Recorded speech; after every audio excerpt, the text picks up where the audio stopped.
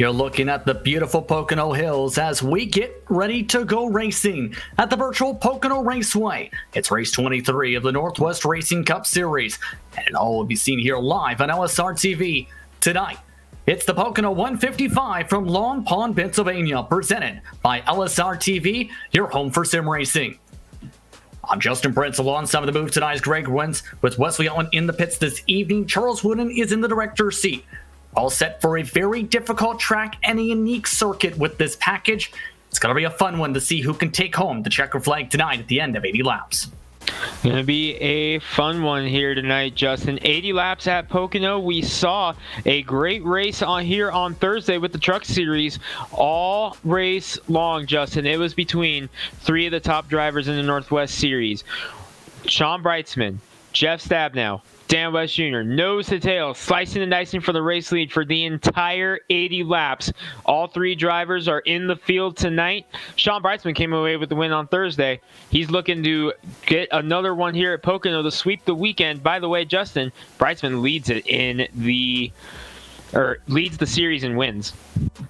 Yes, indeed, and that's a perfect transition to talk a little bit about how things have fared in the standings. For those tuning in for the first time, it's been an active championship fight. Dan West Jr. has the overall points lead, as well as what drops at the top of the standings. Him, Sean Brightsman, Seth Frazier, Christopher White, and Jeff Stabnow are all locked in for the postseason.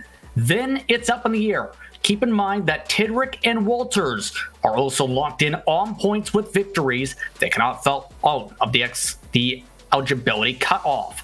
The drivers who are at risk, though, include Paulison, Ottenbacher, and Bozier, who are 6th through 8th respectively in the overall standings. Carl Burke also looking to fight in on points. On the edge of the cut line includes drivers such as Devin West and Stephen O'Hare amongst that respective grouping once you factor in drops. So these points are going to shuffle around a little bit in the next few races, but it's important that you get points, Greg. Otherwise, if you fall below that 16th spot, you're likely out of the picture like Kaden Anderson is after missing just that one race.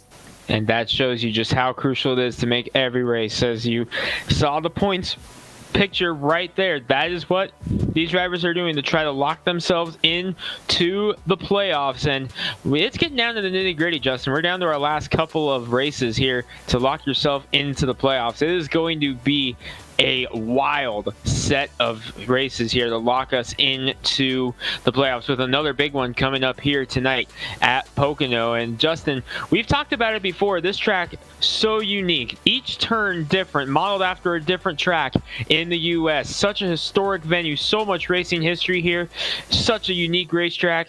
We're looking forward to seeing who can handle the tricky triangle the best tonight.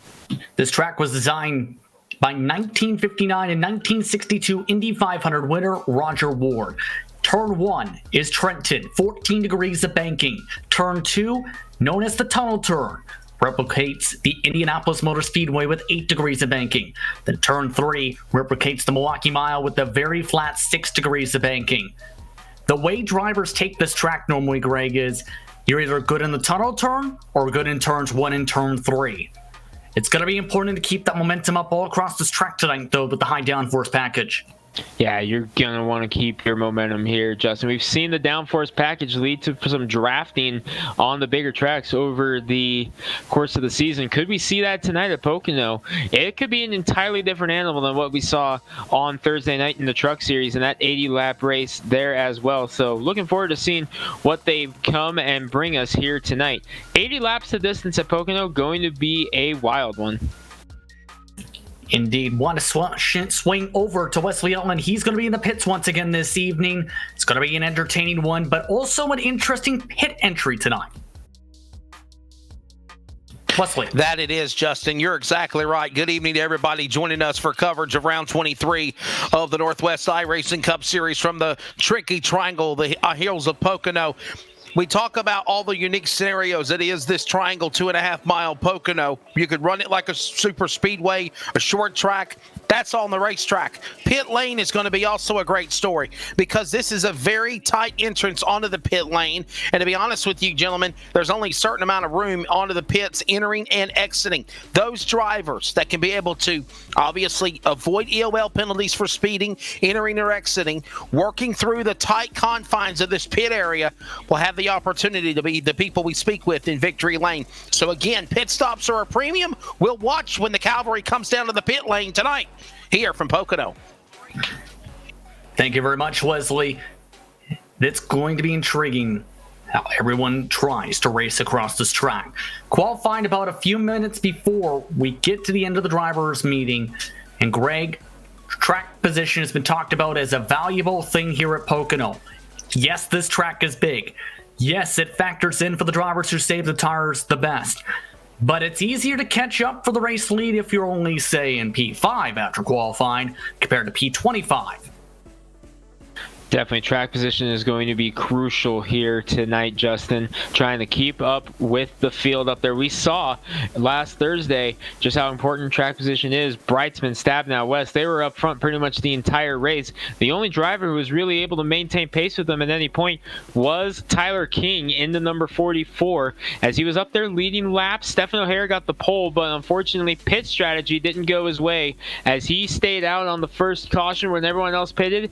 That was on about lap 10. Justin, it took him almost the entire race to get himself back up there by the end of the race. Hearing some drivers are going to potentially, even with starting tonight, likely going to be pushed out. The drops factored in points rankings before this qualifying. James Binding just informed of that potential possibility. Roy Grante, Gary Nichols among those drivers in that respective danger zone. Bruce Wee Weaver needs a strong run tonight because, Greg, you need to be top 16 for the playoffs. He needs to have a good qualifying. He needs a clean race. He needs to be able to finish strong to end off the regular season. This could be one of his most important qualifying sessions about to start off the season yet. Track is green for qualifying. You'll see one car on the ticker. It's Eric Cheney in the 71. I think he was just going out to get a few laps in at Pocono because he said earlier he did not intend to race here tonight.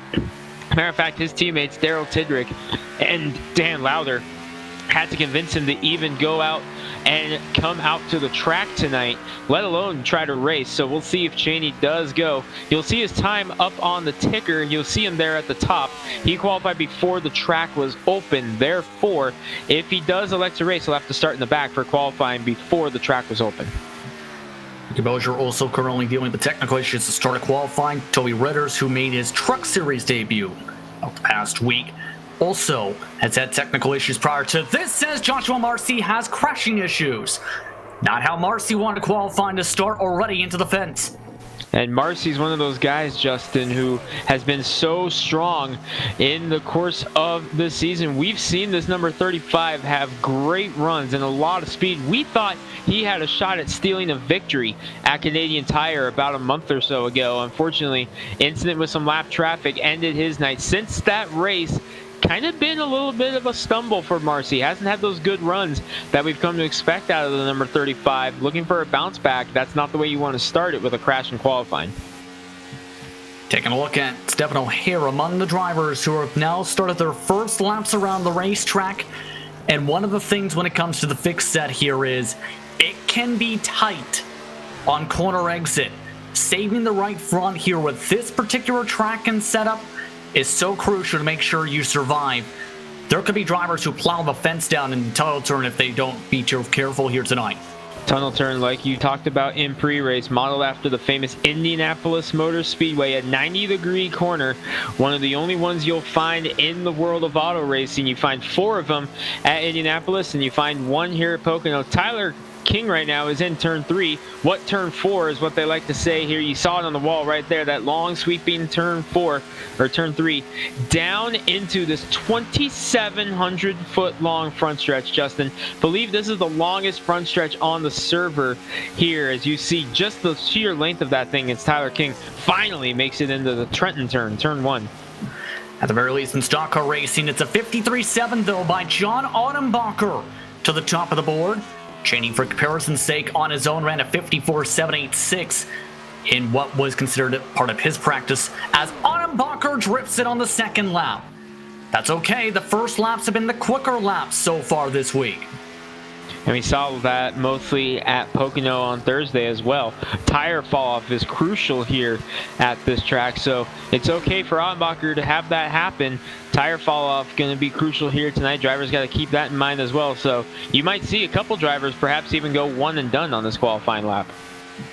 By the way, top drivers in practice, Chris White a 53 flat, Jeff Stabnow a 53.1, followed by this man, Dan West Jr., Devin West, and Josh Childress, rounding out the top 5. Currently the time to beat a 53.547, just set by Caden Anderson.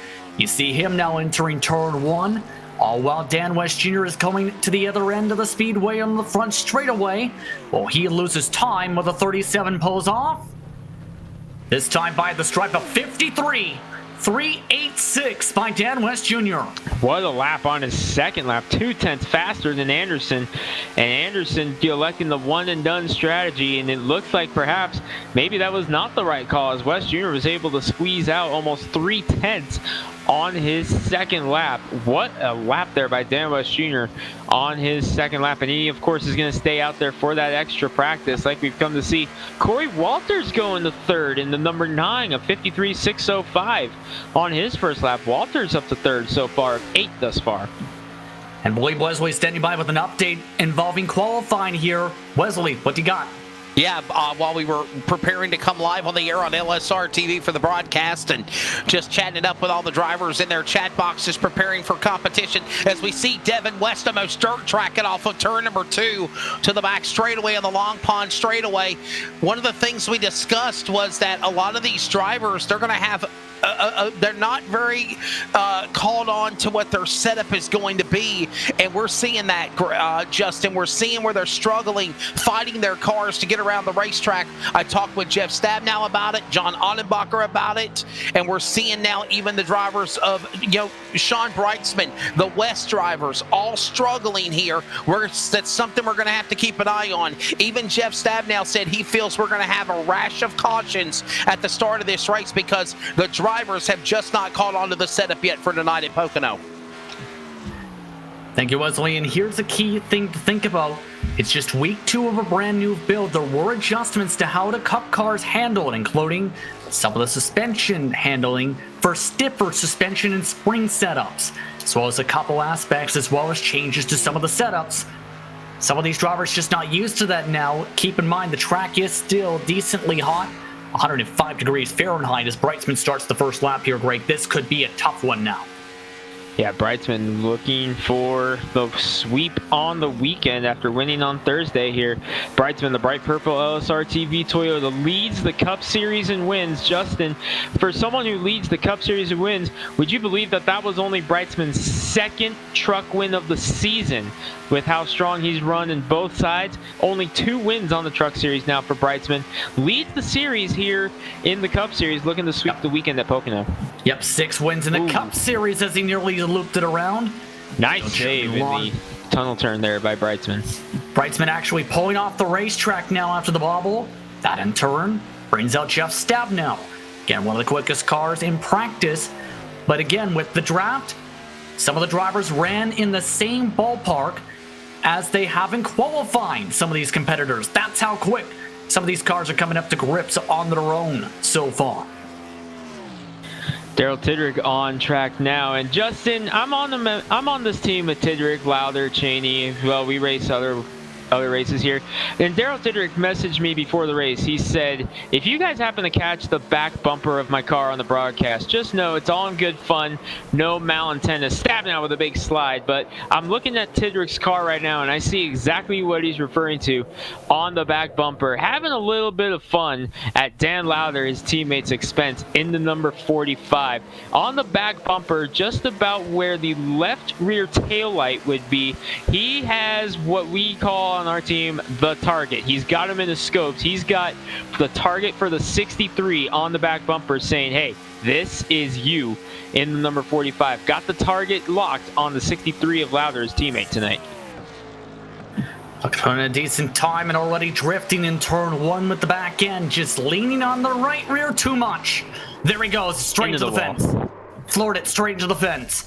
Maybe the target should not have been the 63. Maybe the target should have been the finish line there for Tidrick in the 45. New look on that car. Debuted a couple weeks ago, and he actually, Justin, did not debut that in the Northwest Cup Series. He ran a Monday Night Cup Series race on LSR TV on an off night that the Northwest Racing Series had a couple weeks ago. He ran at Talladega, and that was where he debuted this scheme. Looking back at Sean Brightsman, by the way, should note that Dan Lawler is in P5 in qualifying, only a few tenths off the pole, but Sean Brightsman only one shot to put up a good time. Him, Stabnow, Toby Ritters among the drivers still on track, along with Tidrick off the final corner. Only about 2 minutes and 30 seconds or so left in the session as Brightsman across the stripe at 173 miles an hour, only a 53.6. P9, and he's been like this for much of the season. Average in qualifying, great in the race. So Brightsman, and Justin, that's honestly becoming a thing more and more every week with Sean Brightsman. We're really starting to see him get those top 10 qualifying efforts, which, like you just said, we've not seen out of him most of the season. But the last month or so, he's really been able to put up some nice qualifying efforts. Good qualifying effort for Stabnow up to second spot. He is still 3 tenths off the pole, however. That was set by Devin West. He, along with Toby Ritters, are the only drivers within range to potentially set a time who are on track. Marcy and Torres already tried to run some laps and had trouble. Ray Fournier, Ricky Bozier, BJ Tidrick, Dan Stuzzi yet to come out. Also of note, the 45 has had another incident. So, we get the chance to see one of the newcomers and see if he can put up a lap here. He's among the 28 entries for tonight's Cup race. We'll see how it goes. 20 cars have taken time. A couple more drivers still yet to go. One driver, notably, Justin, who has not yet hit the track, BJ Tidrick in the number 72, who's been very strong qualifying lately, has yet to hit the track in practice or qualifying here. So the 72 of Tidrick kind of taking the EOL panel or method here. He's going to start at the end of the line, take a provisional. Possibly as we see the newcomer in the number 3 machine look to do better than the truck race. It was a rough debut for him. It's a 54.4. Still P17 though. On the board, Robert Gamble, the slowest car in qualifying to take a time of 54.975. In the final 30 seconds of the session, no other cars within range to potentially take a time, as there goes the second lap either way. So time expiring here in qualifying, just about 30 seconds to go. Looking like Devin West is going to be your pole sitter here in this one tonight with the 53.090, 3 tenths faster than second place Jeff Stabnow. That is scary. That's the pace some of the drivers were having with draft in race trim, mind you. And as qualifying wraps up, Toby Ritters will now pop his way back over towards the grid. Let's hop our way over there as well as we get it ready to go racing from Pocono. 80 laps on the docket tonight from the Tricky Triangle. On the pole tonight, it's Devin West, a 53 flat, 3 tenths quicker than anyone else. Jeff Stabnow, however, will start in second, one of his best starting positions in recent weeks. Josh Childress has been very quick already throughout practice and qualifying. He'll start P3 alongside Chris White. Dan West Jr. rounds out the top 5 tonight with Dan Lowther, one of his best qualifying runs in either Northwest Truck or Cup Series competition in P6. Kaden Anderson starts in 7th along with Corey Walters. While rounding out the top 10 starting spots, it's Carl Burke and Sean Brightsman. John Ottenbacher in an LSR TV Camaro going to roll off in 11th with James Vining to his outside. Vining turning a lot of laps in practice. Unfortunately, the weather has changed. Not looking forward to the opening laps of this one is the 333, the Catman. Stephen O'Hare rolling to roll off 13th. Seth Frazier, haven't talked about him yet. He's 14th in the number 32, kind of mid-pack. We're used to seeing him start closer to the front. Bruce Lee Weaver, Michigan winner, 15th. Roy Grande, 16th. Toby Ritters, 17th after he had connection issues. Then you got Frank Harris, Dennis Moore, and Eric Cheney, who said keep an eye on him in the opening stages because he doesn't know what's going to happen, but he says it's not going to be pretty, Justin. 20th for Cheney. And a longest line as well for qualifying during the drivers' meeting. As mentioned with the practice laps, Robert Gambill, as a result, will still start, however, 21st, but Tidrick will shuffle up to the 20th spot. Rest of the drivers not set times: Ricky Bozer, Joshua Marcy, Daryl Tidrick, Ray Fournier, Chris Torres, and Dan Stuzzi among those drivers. In the final few rows, 14 rows of cars, 28 drivers at the track tonight. So we get ready to go racing. Among the drivers potentially to miss the start, Ray Fournier, possibly Seth Frazier. Will keep an update on that. Speaking of updates, Leslie, you're standing by on the radio. Yeah, with the pole man, Devin West to the number 5 entry. Devin, hey, you struggled just like everybody else did. What is the deal with the handling? And a lot of people are thinking by the time the track rubber's up, it's going to change. But what was it like trying to grab the pole for the race? Yeah, holy guacamole, it is all over the place out there. I think I just held the water went through 2, and that's where I got my 3/10s from. But yeah, these cars are all over the place. They're a lot of fun, I would say. Every single corner is always gotta be on your game, on the wheel. You know, for some reason going in, you have plenty of grip, right? It's just when the right front, and the car feels great. So you back on the throttle and come off the corner, and it just snaps loose. So hopefully the race can get going here early, and we can have a fun race for these 80 laps. So are you efforting along a rash, if you will, of caution flags the first 30 laps of this race, like Ottenbacher and Stabnow and other people are saying? I think it's possible. You know, these cars, like I said, are wicked loose coming out of the corner, but I think we have a great group of guys in this league, so I think we all are capable of keeping under us, so I think we'll be all right. All right, that man will start on the pole. Devin West and Jeff Stabnow on the front row. Gentlemen, as we said, they have been having handling problems with their cars the entire practice session, and then in qualifying you saw as well here on Live Sim Racing. So it'll be interesting, Justin and Greg, to see what takes place. Plus, we've got the cloud cover, the sun, the cloud cover, a lot of scenarios and things are happening here that's really going to change things here tonight at Pocono. Yes, indeed. Thank you very much, Wesley. Of note, Frazier did make it to the grid in time in the final second to be able to do so, but a risk starting 30 seconds behind the field if that wasn't the case. The track temp, 102 degrees Fahrenheit, partly cloudy skies, 76 degrees the air temp. Winds to the south at about 4 miles an hour. It is July 28th, 2020 in Sim. Pace cars off. We're underway from Pocono.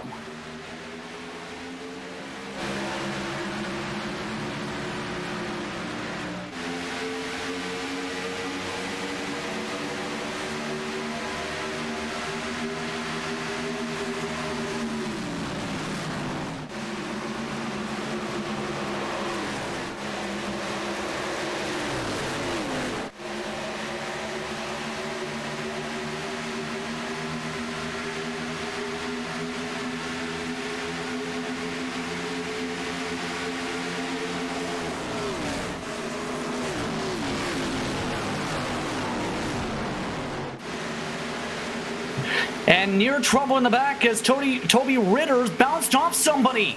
Was able to save it, and now the caution's down to the very back. Daryl Tidrick around to bring up the yell, and that was quick. About 2/3 of a lap, and that just shows you how long a lap here at Pocono really is, Justin, as we got 2/3 of a lap through, and we already have our first swag yellow flag of the evening deep in the field. See if we can pull up a swag replay to see what happened as you see the drivers at the tail end of the field there involved. Here's your swag replay brought to you by Swag Wraps and Graphics. Justin, what happened? You saw it. Yes, indeed, and this was after what was a very chaotic first turn where at least 5 cars nearly spun it trying to hit the gas going around the corner. Then there was a bit of a stack up. You see that 3-car bouncing and banging around where Seth Frazier and company is. He hit the door of somebody, but at the very back, Tidrick trying to go to the bottom of the tunnel turn, sees the smoke, tries to move to the left, snaps it to the right, just able to lock it up as Stuzzi just misses him. Nice job by Stuzzi to dodge it there. Yeah, that could have been a disaster. We now are already under caution, a very quick caution, as Jeff Stabnow and all that jumped to the race lead with everybody so loose. So less than a lap completed there on that one, but Justin, we're early in this one. Let's see what happens here when we get a restart, if we can complete a lap next time.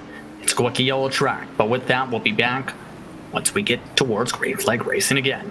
You're watching OSR TV for coverage of the Northwest Racing Cup Series, live from the virtual Pocono Raceway.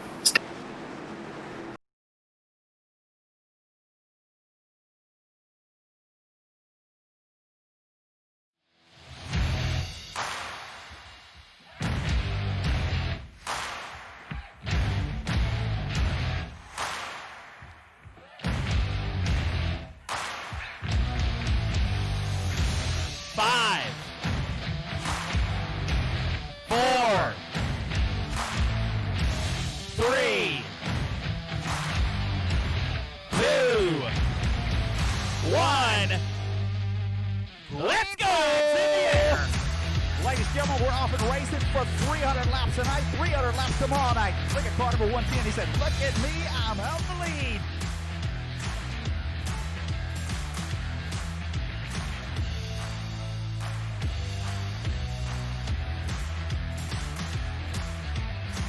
He is right in the middle of the racetrack, ladies and gentlemen, in reverse with cars going.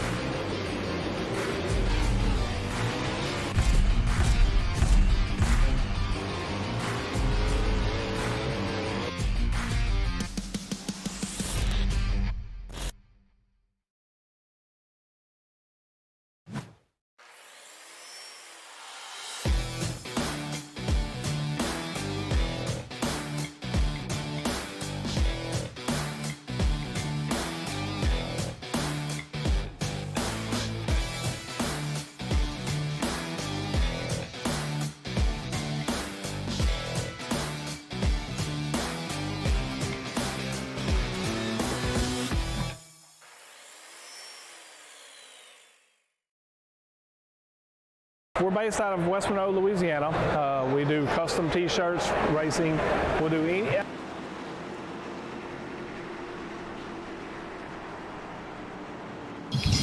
Want to go signal this time by as we're back here on LSR TV for more coverage of the Northwest Racing Cup Series. Justin Prince, Greg Rentz, as we went with you with Charles Wooden in the director's seat. To reset, it is Jeff Stabnow and Devin West 1-2. Then it's Childress West Jr., Anderson White, Lowther Burke, Autumn Barker and O'Hare after a very crazy first lap where, half the field spun each other out. Yeah, fortunately it was deep in the field, so none of our leaders were affected by it, but you do have some fast cars back there. BJ Tidrick, Bruce Lee Weaver, the Michigan winner, and Tidrick, speaking of him real quick in the 72, talked to him right before the race. He said, don't expect much out of the number 72 Ford tonight. He said this is not one of his favorite tracks. He told, I could say what he actually said about the Pocono Raceway, but we don't have enough censor beeps, and I don't want to get us demonetized. Yeah, that's a good call. Should note that Chris Torres and Daryl Tidrick came down an additional time during these cautions for repairs. As well, Frank Harris, Seth Frazier, Bruce Lee Weaver, BJ Tidrick, Toby Ritters, Dan Stuzzi, Roy Grande all came down as well for respective service. Keep in mind, there's unlimited tire sets, so we may see a lot of pit stops tonight. If we get cautions, precautions, the interesting part's going to be who prefers the track position, even if there's short runs here with the fall of Greg. Yeah, the short run is really going to help these drivers who are trying to save tires, but the longer this race goes, the more and more tire fall off you're going to see. We saw on Thursday tire fall off was crucial because we made it about 5 laps on that first green flag run, and that differential with Stephen O'Hare, who stayed out, was massive. Let's see what happens this time as we're coming to green. Green flag's out, a great launch for Jeff Stabnow, and Devin West just caught sleeping there. Not even close as Childress trying to move for second quickly. Josh Childress, remember, he got a pole a couple weeks ago. I believe it was at Kentucky he got his pole in that number 97. Back then it was number 115 as he finally got the number he wanted in that number 97. He's had some good runs as well in that number 97. Still looking for that first win here in the Cup Series, as is Devin West, the pole sitter. It's hard to believe, but Devin West has yet to visit victory lane in the Cup Series this season. 3 wins on the truck side, but he's been so close so many times, just hasn't gotten that Cup win yet. Caden Anderson finally got his first one at Las Vegas. He's up to third now in the number 37. And also Childress being dropped already back to the end of the top 5. Dan West Jr. dropped on the outside. And we talked about the importance of momentum. With this track, it's part rhythm, part tire management, but also part what line you get to. You want to be on the bottom, yes, preferably. But if you get to somebody's outside, you can get a better squeeze. And if you have a car in front to pull off of for the draft, get yourself clear. So this could be intriguing how these drivers factor their lines and try and handle especially some of the bumps that are in turn 1 especially tonight. Yeah, that's going to be very crucial. We saw that a lot of drivers went single file in the truck race on Thursday, and we're seeing it again here today as the field seems to be single file spread pretty much throughout the whole track right now. Ooh, one car got the wall in the tunnel turn. I believe it was Ottenbacher in the 89 getting up close to the wall. If he didn't hit it, he came dang close in that number 89 car. Looks to be okay right now. Doesn't seem to be losing any ground, but I saw him bobbling there on the tunnel turn. So the tunnel turn not being kind to these guys here in the early stages. Neither is turn 3. Caution is out as Roy Grande, Toby Ritters, and a couple others already in trouble again. We're already under caution for the second time tonight. Swag, yellow flag for the second time tonight. Taking a look at the swag replay. And again, deep in the field, Toby Ritters, Roy Grande. There's Grande, the Taco Bell Toyota up there. You're looking at Ritters in the 3, making his Cup debut after making his truck debut here at Pocono on Thursday. It's a nice looking ride, the number 3. Unfortunately, problems early. So you saw him facing the wrong way on the one-way there in turn 3. Ooh, there goes Grande in the 18 in front of him. And I believe that's Tidrick up there. Was there maybe some contact between Grande and Tidrick? I think he actually may have gotten some help there, absolutely. Let's see if we can take another look at this. Maybe from Tidrick's point of view, maybe from the blimp or so. See if we can get a look at the 45. Yeah. Oh, there it is. BJ Tidrick, the 72, the other Tidrick. And then Darrell finishes him off. So double trouble. Brings around Roy Grande. He's already done for the night. He's parked it. He will now finish 27th overall. That's a tough one, too. That's got to be frustrating to have something happen like that early in the race. That's got to be a tough pill to swallow if you're Grande. Coming to 73 laps to go, and here comes the strategy gambles just like that. And no! Dan West Jr. boxed in for it, though. Wesley. Yeah, Dan West Jr., the one that got asleep at the wheel as everyone else like Jeff Stabnow and Devin West, Caden Anderson, all playing possum. It cost Dan West Jr., but for his strategy, he'll still come down to the pit lane, the 55 machine. You'll see him come to his pit stall as everyone else works their way down the front straightaway. Dan West Jr., it'll be 4 tires, fuel, a couple other cars in the back also coming to the pit lane, taking advantage. But again, Stabnow, yeah, that's why I call him the possum. He caught Dan West Jr. asleep at the wheel. Yes, indeed. Corey Walters, Sean Brightsman, James Vining, Bruce Lee Weaver again, Seth Frazier, Frank Harris, Robert Gambill, Toby Ritters, Chris Torres, and BJ Tidrick, along with Darrell Tidrick and Dan Stuzy, all take the time to take some extra service as well. And it's also, you have to think about, Greg, it's not like there's a tire set limit like in some leagues in an official racing. If you've got the tire sets available, people are going to take them at Pocono even after a couple laps because of the immense 2 to 3 seconds of fall off. Which is why I'm kind of surprised, Justin, we didn't see more takers on pit road there with that one. With the fall off, even if it's just 3 or 4 laps like what we've seen so far, I thought for sure we were going to see more drivers on pit road just to try to get that advantage because there's no tire limit in this series. Like you mentioned, you can take as many tires as you want. If you wanted to pit every single lap, you could. It wouldn't work out, but you could do it. Hey, you can also have your tires have tires, attach all those tires, and turn one of those tires into a hat if you want. That's how many tires you have in the pit lane. In other words, there's a ton of tires, is what I'm trying to say. 13 drivers haven't taken those set of tires, though, from the person who has the tires as a hat. With Stabnow, Devin West, Caden Anderson, Chris White, Josh Childress, the top 5. Already one of your biggest movers, though, Joshua Marcy, after crashing in qualifying early, Greg, he's up to 10th, plus 13. This is what he needed, Justin. He needed a good run to try to shake the cobwebs off, because ever since that Canadian Tire race, which we thought he had a legitimate shot at the win, he was leading the way and he looked like he was cruising to his first career Northwest Racing Series victory. Got collected with lap traffic, and we talked about it in the pre-race. Ever since then, it just hasn't seemed like the same Josh Marcy. It seems like that's really kind of been in his head. He needed a good run, and here it is so far tonight, up 13 spots and just a couple green flag laps too. Audio signal by the way this time, and one of the main tough parts is with Pocono, there is the risk after a few heat cycles, Greg, of tire spin. As a driver, knowing how small the restart box is here, how would you as a driver attack these restarts on even a couple lap hole tires for green flag laps? I'm not sure, Justin. This is such a tricky track. I honestly have never ran this incarnation of Pocono.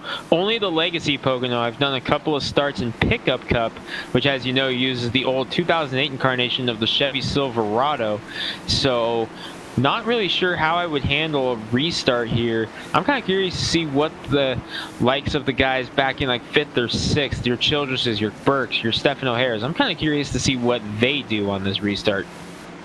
By the way, one of the drivers you said to keep an eye on, Greg, Eric Cheney, he's up 7 spots to 13th. That was not including the EOL he had to take for qualifying during the drivers' meeting, factoring the first minute of the drivers' meeting. As we get ready to go back racing, Stabnell, Devin West, Caden Anderson, Chris White, Josh Childress, Carl Burke, your top 6 cars. This time by with 26 still running. A massive backup this time for these cars, looking to time it up for a massive launch. Jeff Stabnell off and away. Remember, about half the field came down pit road. We're off and away. Already our 3rd green flag of the night. Barney the flagman going to get a workout tonight. They're on the flag stand as they roar down into turn number 1. Stabnell leading the way, West 2nd, Anderson 3rd, side by side between White and Childress for 4th right now. That's your first side-by-side battle. Stabnell gets up close to the wall. Nearly scraped it. I believe someone did scrape it, but Devin West gets the better run. Childress also making a peek for the battle for 3rd spot. Well, it's Jeff Stabnell back off in the tunnel turn. No, he doesn't. Lots of drive. Huge run. Sorry, he got a huge run. Some drivers back off there. Others try and carry the momentum. Stabnell carry the momentum, and in turn, the fight's now on for 2nd and 3rd as Childress nearly hit Devin West. Yeah, Childress was thinking the same thing, see if he could capitalize on it, but West was able to fend him off. This allows Anderson to get back to the inside of Childress, but it's still Stabnell leading the way. But you got West 2nd, and then Childress, Anderson, White, your top 5. White taking a peek to the inside of Anderson, thinks better of it. So single file for much of the drivers, but keep in mind, the drivers who pit for fresh tires are about 12 on back. Some of those cars you see are trying to cut through quickly. Dan West Jr. among those drivers, currently trying to get around Eric Cheney. Also following on suit are a couple others such as Sean Brightsman and Bruce Weaver who are on that strategy you see. Drivers trying to make their way through. West has the outside working in that number 55. He just roared around Cheney. And he's bringing, that's, I believe, Dennis Moore with him. Yes, in the 34. Moore's teammate Stephen O'Hare hanging out there in the top 10. He was the pole sitter on Thursday. Qualified 13th. He's up 5 positions into the top 8 right now. Sitting in 8th position trying to reel in Ottenbacher. But the fast cars are coming in a hurry here, Justin, as West Jr. now to the outside of Dan Lowther. A lot of the drivers who took tires are still stuck except for the 55 as he nearly hits the back of Marcy. Currently, this is about 2.6 seconds behind your race leader, though. Leaders are running the 53.1s right now, some of their fastest laps of the race now up to speed. The car's back here in the 54-second flats. Jeff Stabnell, by the way, back up to the point. Still, at the moment, they've ran away from Anderson, Childress, and White. Devin West got a nice run there through the tunnel turn, was able to close in a bit on Stabnell. See who's able to get back in the throttle first here off of turn number 3. West with a much lower line. Looks like he might be trying to size up Stabnell for a pass there off of turn number 3. Down the long front stretch that we talked about. West trying to size him up perhaps for a run into turn number 1. He's peeking. No. does not decide to make the move now, but the number 5 of West, the pole sitter, definitely thinking about ways to get around Stabnow right now. And that's the tough part about this track is you get in dirty air, Greg, it's almost, again, like a buffer point, where it's like you have a cushion in between you and the car in front where you almost push them away, and it makes you tighter in the corner. You see right there just how much he has to back it off compared to the clean air of Jeff Stabnow. Yeah, to really back off. Meanwhile, side-by-side for 4th, as White able to get around Childress there for the 4th position. Childress might be thinking crossover here down the front stretch. No, so move Chris White, 2-time winner this season. Texas and Indianapolis, the wins for Chris White. Here he is running 4th at Pocono right now, so White trying to get up there, now reeling Anderson. I mentioned the uniqueness about this track, but one of the main things to pick up on is if you're good in Indianapolis, you're likely good at Pocono as well, more so because of the tunnel turn, as well as its unique intermediate type of racing. Yeah, Pocono draws a lot of comparisons to Indianapolis, and again, we just talked about it doesn't go just to the tunnel turn. Long straightaways, unique corners. You don't really see many corners like this in NASCAR. As a matter of fact, of these 3 tracks that the Pocono turns are modeled after, the only one you see on the Cup circuit is the Indianapolis corner, the tunnel turn. So a lot of people will compare Pocono to Indianapolis for that reason, these long straightaways, these tight corners, and that's what makes drivers at Pocono successful at the tracks like Indianapolis. I mean, heck, who were the 2 winners in the Cup Series at Pocono earlier this year? Kevin Harvick, Denny Hamlin. Remember, late in the race, they were running 1-2 in the 500.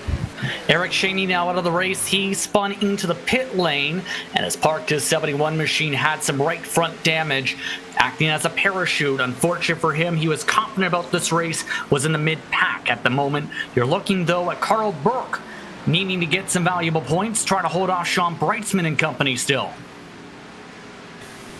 Carl Burke in the number 10. Remember how close he was to winning that race at Michigan, I believe it was, about, what was it, 3-4 months ago. That big race at Michigan. Was it Michigan or Kansas? I can't remember which one, but either way, he was so close to breaking through and getting that win. Ever since then, he's had some good runs, but hasn't been really able to replicate that run at that night. So Burke looking for a bounce back here in the number 53, trying to battle with Breitzman, who leads the series and wins. Breitzman able to get the spot, bring Dennis Moore with him.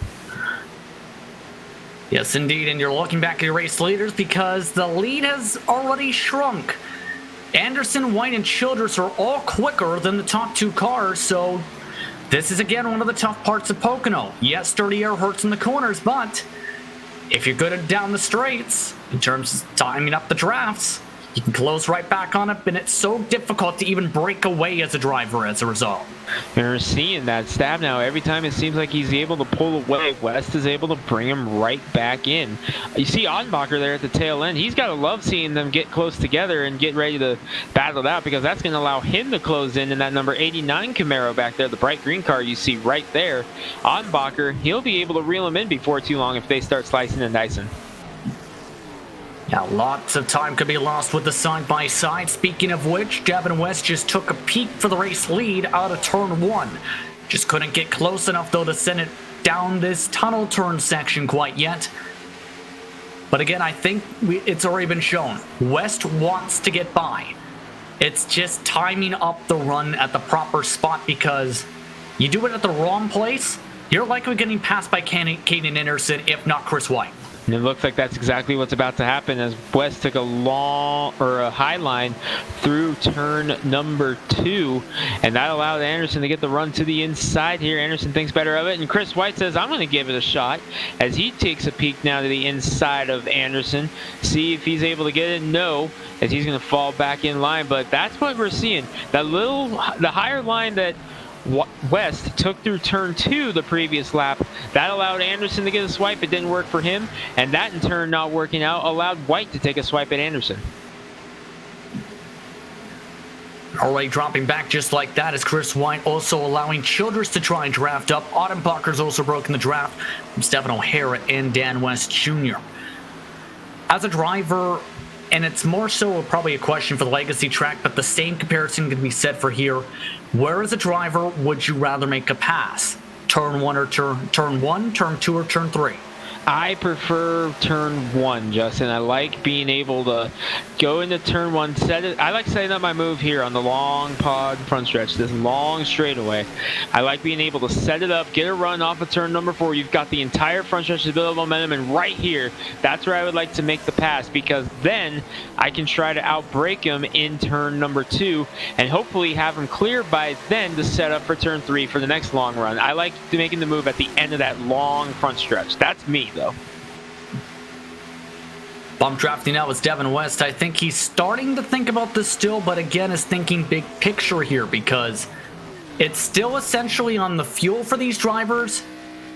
A close one stopper, but a likely 2 stopper if you're a fan of tires. So the strategy game can be open here tonight. You can go close to 40 laps with saving, but many drivers in official races on the last build, as there's a close call right behind them for P3, with Anderson and White now getting to the outside. A lot of drivers went with the 2-stop, Greg, even with the tire sets at the time. So we'll see who goes with what here for this one. And that setup there was almost let in because Stab now bobbled off 3, which caused West to bobble trying to check up to avoid him. That was what allowed White to get the run on the outside because Anderson had to check up. And White nearly went all the way down to the apron, where there's so many massive bumps where if you hit them too hard, you can smash your suspension. Kevin Anderson, though, able to pinch once again and hold off Chris White. And just like that, it's now a 6-car fight for the race lead. Childress and Dan West Jr. are now in the fight. Yeah, ding, ding, ding. Where did Dan West Jr. come from? Seeing just with 2 to 3 green flag laps of difference on the tires, what they're doing right now. Dan West Jr. entering the chat here for this one. 6th place right now for the 55 after restarting outside the top 10. Should note that Eric Cheney entered our chat on the YouTube version of our broadcast tonight. Said, Seth better win this. Bad news, he's in 16th and having a rough one. But these drivers having a fun one, as Dan West Jr. now going for 5th and now getting smacked. Both in the wall, yells out again as they crash into traffic. I don't know how Stephen O'Hare dodged it. Oh, was that Dennis Moore in the 34 who got collected in that? Caution out for the 3rd time today. I saw a blink right before that happened. One driver blinked out. I think it was Chris White. Blinked out. We'll see it on the replay here. You see Childress even right there. Right there. Yep. White blinked. I don't think that had anything to do with the incident, though, as it looked like Childress was going up there anyway. Yeah, he was pushing up, and unfortunately, West Jr. was just underneath. And he's already asked for an end of longest line penalty, as he is struggling to get the car going. Blown engine. Couple other cars also involved in that as they pinballed up into traffic. Dan West Jr., if that doesn't happen, likely takes the lead with the pace he was running. He was the quickest car on the track. But now he's going to have the fast repair in a brand new car in that number 55. But man, oh man, what a heartbreaker there for Dan West Jr. The good news is we're only a quarter of the way in this race. A lot of time to get back up through the field with a brand new race car, as well as you have one fast repair in the series. But there you see Dan West Jr., who was turning the fastest laps of the race at the time of the incident, now in the wall, going to have to use the fast repair. And if he doesn't get around to, it's a massive tow here. Up to 3 minutes it can be here at Pocono. That thing, you've seen how much it's skewed. He's going to need some luck to make sure that thing doesn't pop completely by the time he gets to the garage. The same request has also actually been made by Josh Childress in all of this. On the bright side, if you are clean right now in terms of race cars, it's a one-stopper on the field from here, Greg. Wesley, though, I believe, is standing by, though, on the radio as the 55 is still chugging along and catching up to this line of cars. I am LSR Communication with Dan West Jr. Dan, what's your take on what happened on the back straightaway with the 55? I think it's just a racing deal.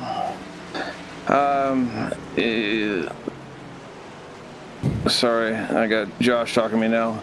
I think it's just a racing deal. Josh just got a loose coming off the wall. That's what he was just apologizing to me on the racing radio. It's just racing, man. It's just I was in a bad spot. So hopefully we can get this thing fixed up, get a quick repair, and try to get it back to the front. And I know you have objected to also take the free pass if the opportunity presents itself. So definitely we'll see what you can do and go get him the rest of the way, bud. Thank you.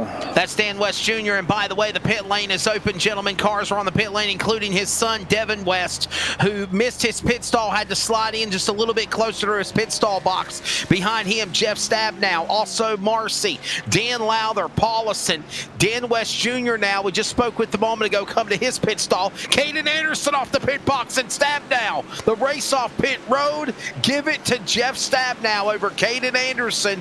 Everybody else roaring into the pits, getting ready to come back on track. Gentlemen, we said it, about 20 laps in here, they got to figure out what setups, what changes they need to make, track bar, wedge, suspension-wise, to get these cars from being so ill-handling. An interesting race so far, the opening quarter at Pocono. Indeed, is now. It's a one-stopper on the field, as we mentioned. The race behind those two, by the way, were Chris White, Sean Breitzman, Devin West, after missing the box. Stefan O'Hare, rounding up the top six. Toby Ritters missed his stall during that pit stop sequence. So, Greg, your thoughts on how this first quarter of the race is played out? Because now, essentially, it's a one-stopper to make it on field from this point. But we never know at this type of track how long the runs are going to go.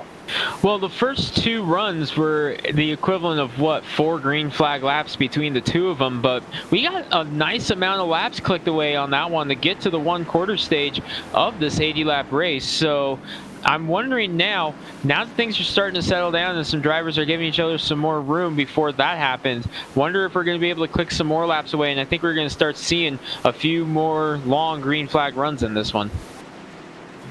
Want to go signal this time by. Of note, our drivers inside the top 10 include O'Hare up to 6th, Burke in 7th, Moore, Osier, and Dan Lowther having an impressive night.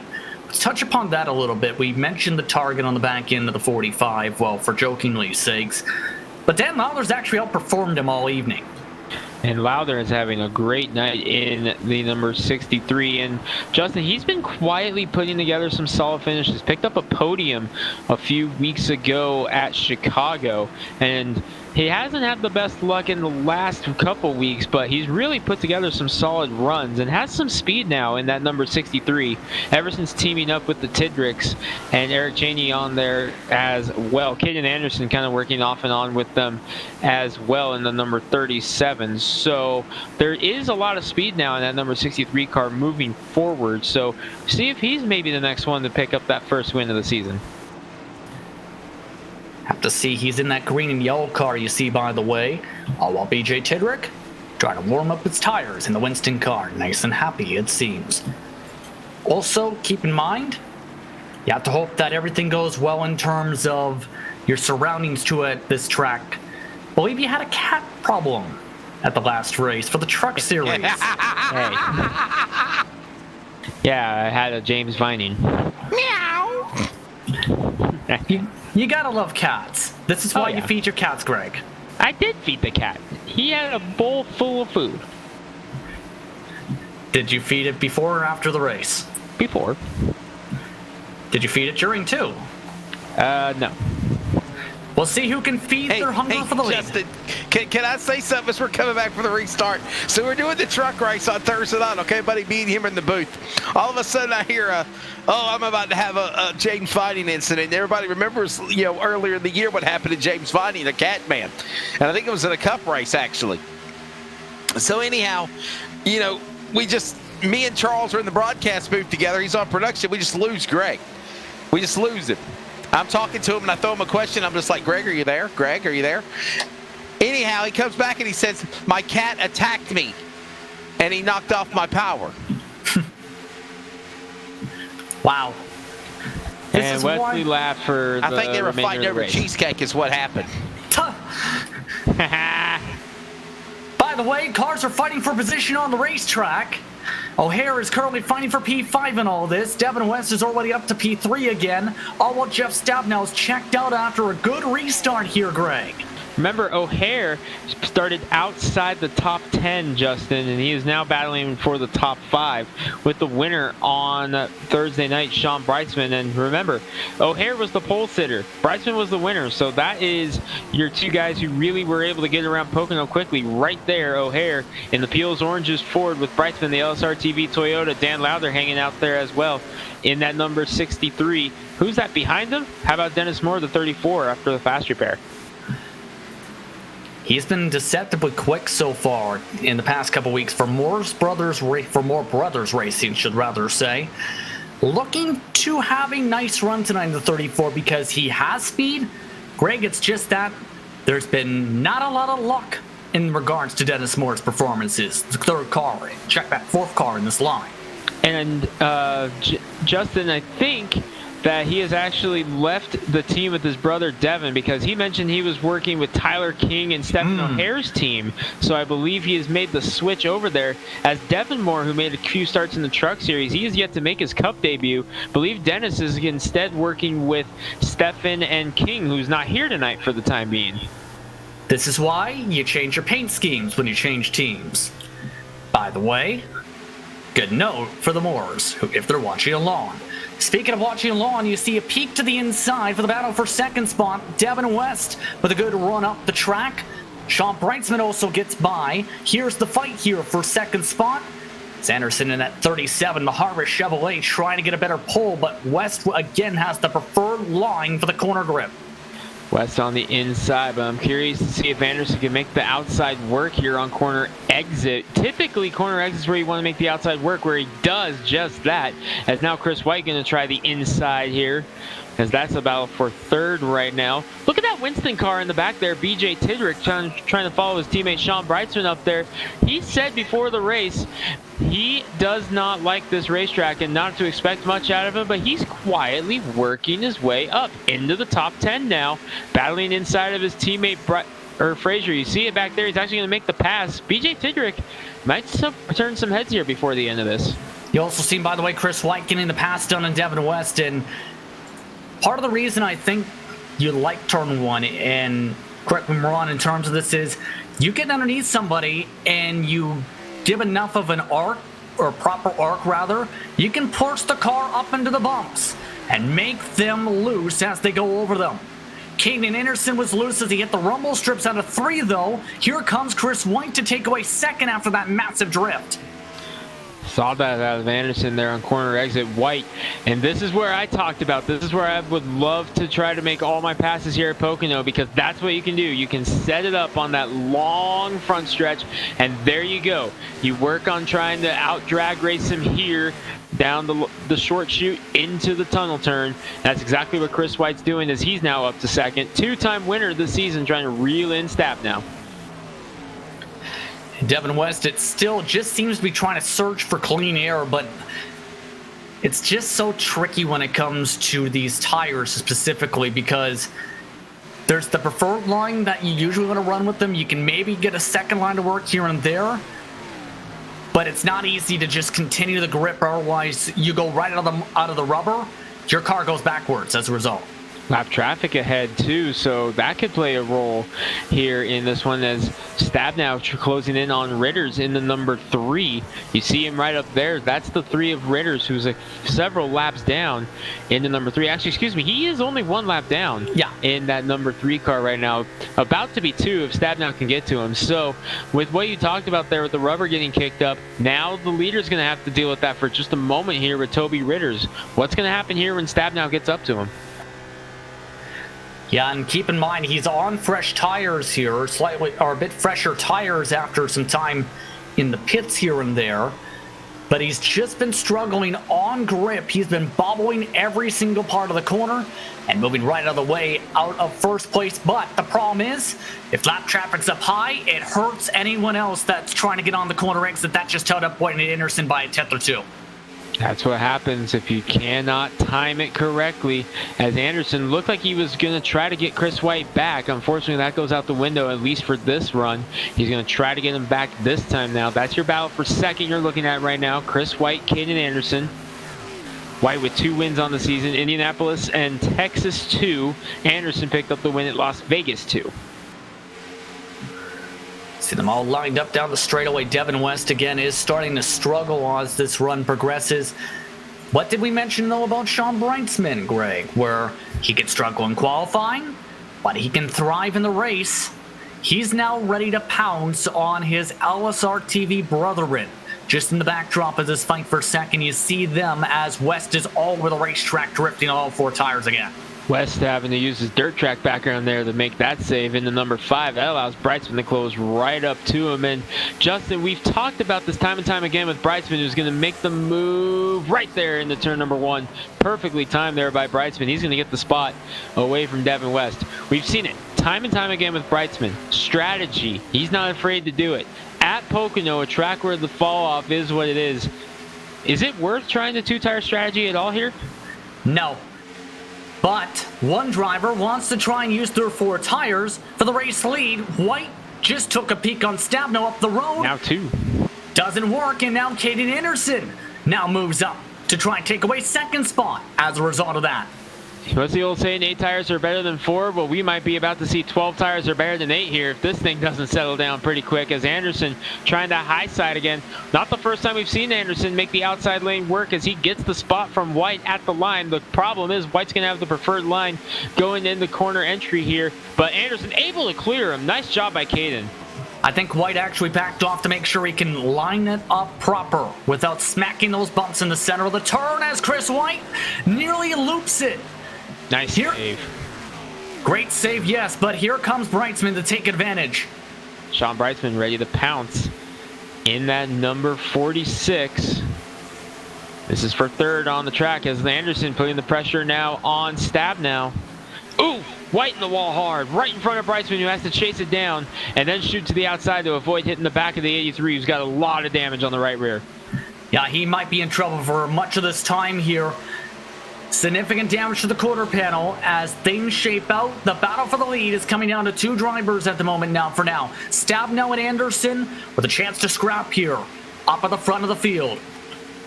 Stabno's led the most laps, but Anderson putting pressure on.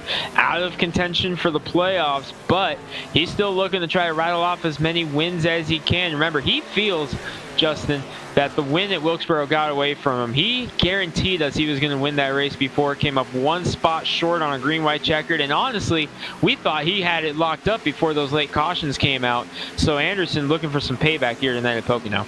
And if he didn't miss a race too, he'd still be in the race to try and fight for a playoff spot. Wesley, though, you have a storyline involving him, I believe. Yeah, I was going to say, literally, Greg took the words right out of my mouth of what I was talking about here. Sorry, Las Vegas winner from the pole, the winner of Caden Anderson.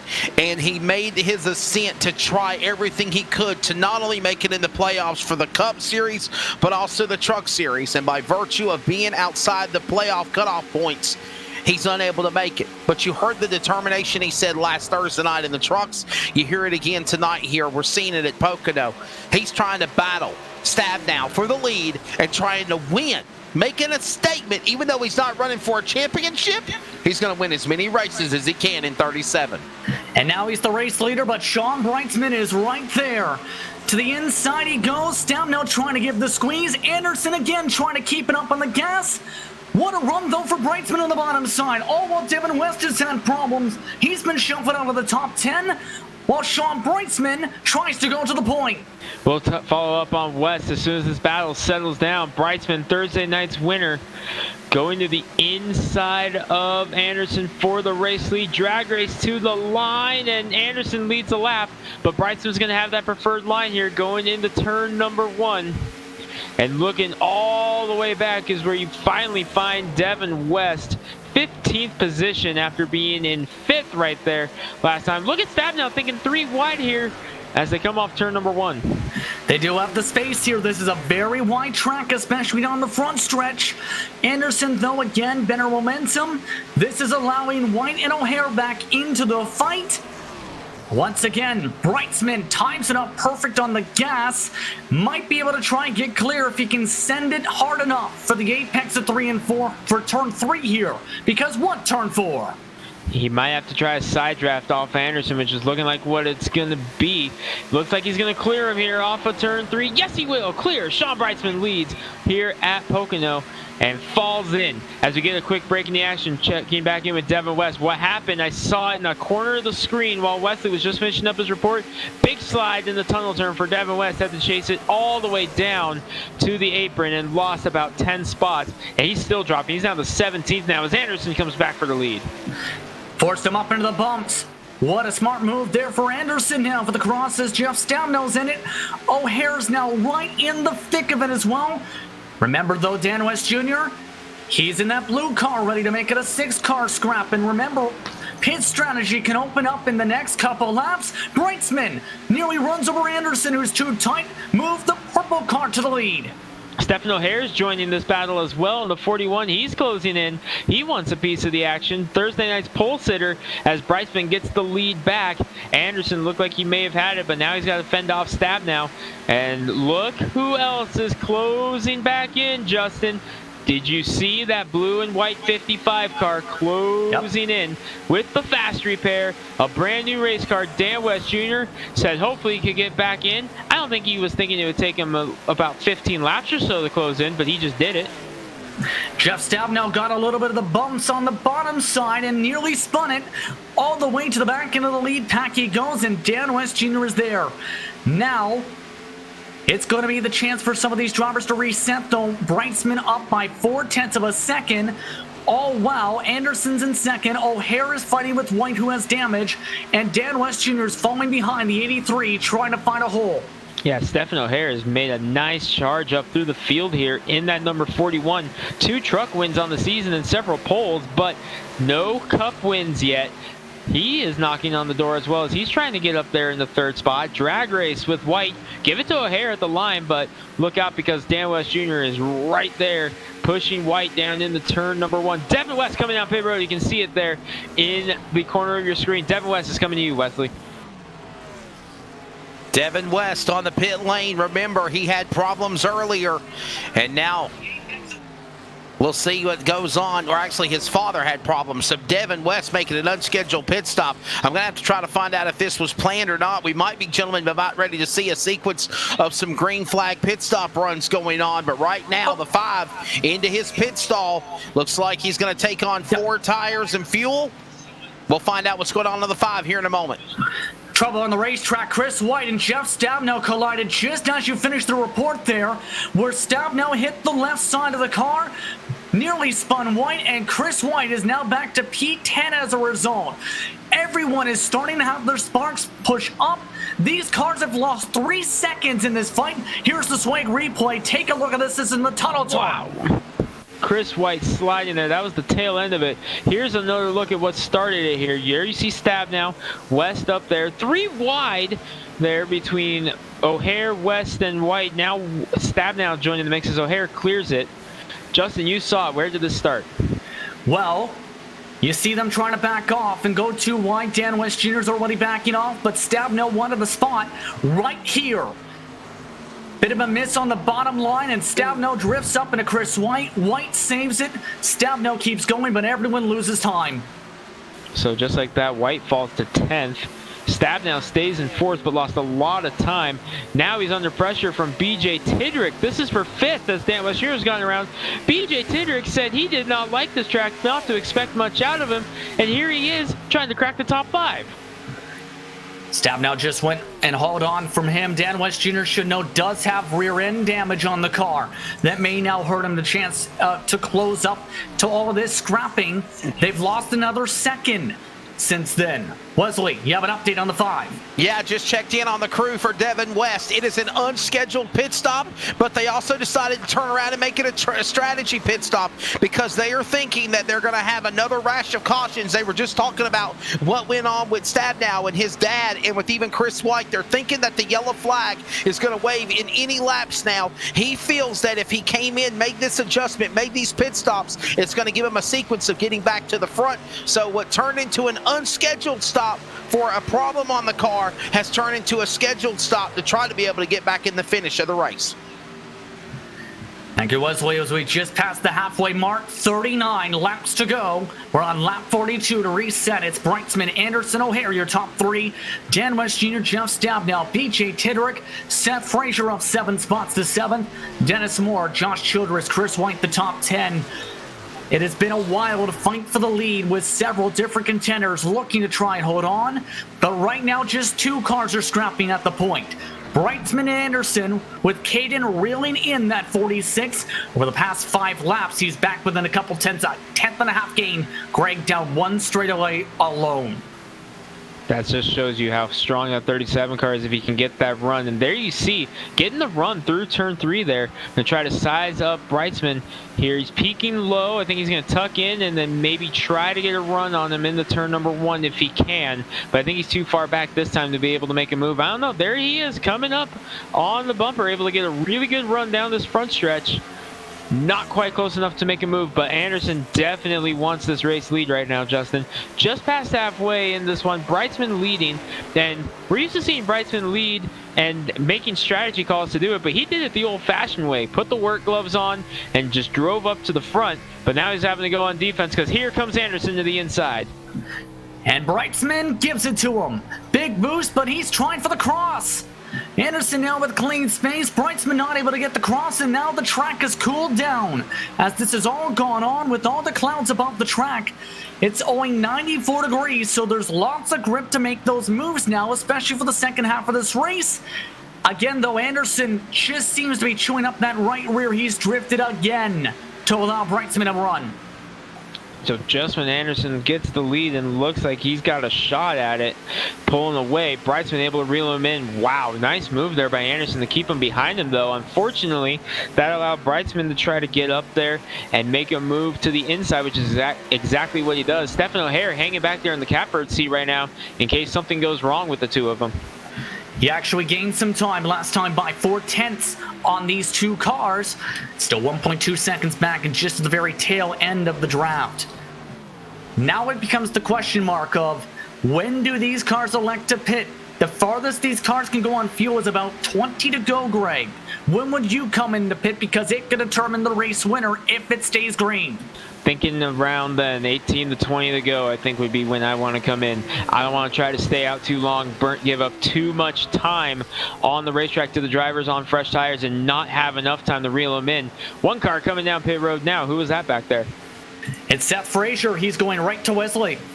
Seth Frazier ready to bring the pallbearer special number 32 onto the pit lane. This is a strategy of green flag pit stops that I had a feeling was going to begin sequencing, as here come some other cars that are also pitting as well as we get these green flag pit stops to begin to take sequence. Frazier on the pit lane, so is also John Ottenbacher in the 89. They're coming to their pit stall. So right now, 4 tires, fuel for Seth Frazier. John Ottenbacher right to his overshot his pit stall. He'll back up just by about a foot, get back to his pit box virtually for Mr. Feelgood. Sunoco fuel, 2 tanks filling up. Splash, tear off of the windshield on the 89 car. Seth Frazier down and away. Ottenbacher now squeals the tires off of pit road. He's now back to join the cavalry. Joshua Marcy's on pit lane. Chris Torres was also there as some of these green flag pit stops begin, gentlemen. Thank you, Wesley. And because of the size of this track, some cars can stay on the lead lap. Unfortunately for Ottenbacher, it's going to be some work now to get that lap back. Compare that to Devin West. He stayed on the lead lap, so did Seth Frazier at the respective scheduled stops. So if you are within about 5-6 seconds, give or take up to even 10 seconds, you can keep yourself in the lead lap and in front of these leaders with the fresher tires and not have to worry about fighting them for your lap back, Greg. See how it works out for Ottenbacher. He's going to have his work cut out for him. We'll see how long also the 37 of Anderson and the 46 of Brightsman and company stay out on track. That's also going to be a role in this. Doesn't look like any of your top 4 plan on coming down this lap. You see the top 2 still right there, nose to tail. Well, it doesn't look like anybody coming this time, but with these drivers going in, now you got to start thinking, when do these guys pit? Do they blink? Do they go early, or do they stay on for when they want to? Couple other pit stops underway. 24, 83, and 40 are down to the lane. That's Stabnow, White, and Bruce Lee Weaver. Yes, sir. Right down to the pit lane. They're going to go right up to the front of the entrance of the pit road, if you will. We'll see the race off pit road and who will get there first. Stab now. The call is in. 4 tires, fuel, right behind one another is Chris White. Bruce Lee Weaver on the pit lane as well. All of these drivers on the call. 4 tires, fuel, and almost in unison. They pull off the pit lane together. Weaver still left behind is Stab now, and Chris White now pull off is now going to be Weaver. Those 3 cars cycle green flag pit stops, and here comes more, including Anderson and Brightman. It's like a dead sprint side by side with a drag race to the pit lane for their pit stall. Brightman will go back to his pit stall first. Caden Anderson got a little bit more run up to do. They're getting ready to go to their pit stalls. 4 tires, fuel, track bars, any type of adjustments needed. And gentlemen, as we noticed as we get ready for the second half of this race, as Caden Anderson overshot his pit stall sideways in his pit box. He lost a lot of time there on 37, so he's got to pick up where he left off there. A tough break for the driver. Brightsman down and away. Anderson, a mistake. It cost him here. He's got to pick up the pieces after that faulty error on pit road. It's not a death nail, but it definitely just made Caden Anderson's job a lot harder for these last 30 or so laps. He's lost a ton of time as a result of that, though, to Sean Brightsman. At least 9 seconds is the deficit now. Dan West Jr. is now in for his scheduled pit stop for reference sake, along with Carl Burke. But man, that's going to sting how much time was lost. Dan West Jr. also now coming to the pit lane. Remember, we talked about his son being caught up in a wreck earlier, having to get things fixed. Dan West Jr. comfortably inside the top 5 now. He'll come to his pit stall. Everyone else now also, the other car behind Dan West Jr. in for service too is Carl Burke. A decent run for Carl Burke right now. He'll fall down the scoring pylon inside the top 15. Dan West Jr. It'll be 4 tires, fill up the fuel tank, tear off the windshield, and he's back down and away. So will Carl Burke as the 53 veteran will pull back on track. Green flag cycle pit stops continue. Here comes more cars onto the pit lane. Stephen O'Hare will bring his car number 41 to the attention of his crew. He'll give up the top 10. Dennis Moore is also in car number 34. 4 tires, fuel. That'll be the call on the pits as we approach it. Lap 50 here, coming up on the final 30 laps at Pocono, gentlemen. Thank you, Wesley. As more service underway, as you see on your screen, the drivers who are yet to pit: BJ Tidrick, Josh Childress, Dan Lowther, Robert Gambill, James Vining, Ricky Bozier, and Frank Harris. That is it. In fact, they're bump drafting, trying to work with one another 1-2. This is currently about, give or take, 28 seconds in front of your net race leaders. Sean Brightsman just took that net race lead after being 2 seconds quicker than Devin West, who had that massive undercut. And in fact, Devin West is not having a fun time with that 4-tire drift again. No, Devin West, he came in trying to just quell what happened with those tires and just try to settle things back down, but it is still acting up there with the 5 car. So whatever is going on with that 5 car was not rectified with those tires. Your pole sitter is in big trouble right now. Should note 2 more pit stops. The 54 and 333 are in. That's Gambo and Vining for their scheduled stops. Make it just 4 cars left to go, who can go another 12 or so laps on the fuel. Then they'll have to come down. And that could be a massive gamble for the track position, especially for some of those drivers who are looking for yet another victory on strategy and or, in some cases, valuable points if this works out. Hey, and Justin, real quickly, bud, remember the strategy we talked about with Devin West in the 5 car? It looks like it's coming to fruition, bud. Right now, you said Tidrick, Childress, Lowther, and Bozer have not pitted. When it comes back around and cycles in green flag pit stops, Devin West will be behind Sean Brightsman, the new leader. But Devin West's strategy, though it was an unscheduled pit stop, is working for the 5 car. Yes, currently net P2, thank you very much, Wesley, in front of his father, Dan West Jr., Jeff Stabnow, Caden Anderson, the net top 5. It's still 7 seconds, though. The 37 has to close up. You're still looking at your top 2 on track. 7 seconds in front of Dan Lowther, but with traffic up the road as well, including some of those drivers who just came out of the pit lane. So these cars have been having a quiet run. They've also been having a decent race overall on speed, but they're running in the 56s. That's the tough part, Greg, with the tires. That's the tough part for sure, trying to hang on with those tires. We're going to see how long Tidrick and Childress can stay out there. Still no sign of them coming down. It's a long ways back to third place Dan Lowther in the number 63, and then an even longer way back to Ricky Boser. Those are the 4 cars left that have yet to come down pit road. And Dan Lowther, Justin, we talked about it, another quiet run for him there in the 63. Well, he spoke Boser's name. He now goes to the pit lane. Make it 3 cars left yet to make service now during this run. He's had an up and down night. That's the highest he's been all evening in the top 5, Wesley. Ricky Boser on the pit lane in that car number 42 solo.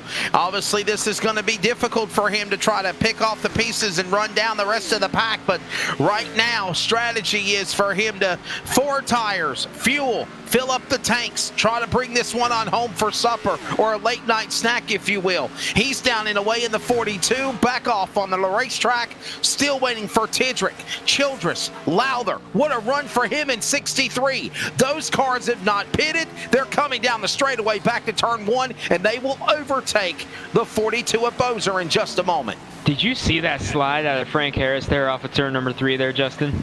I believe so in the backdrop, and have to give him credit. He's had some bad luck, and now there's a caution. This Dennis is going to Moore. change the entire complexion of this race. This may have just worked out huge for BJ and Josh.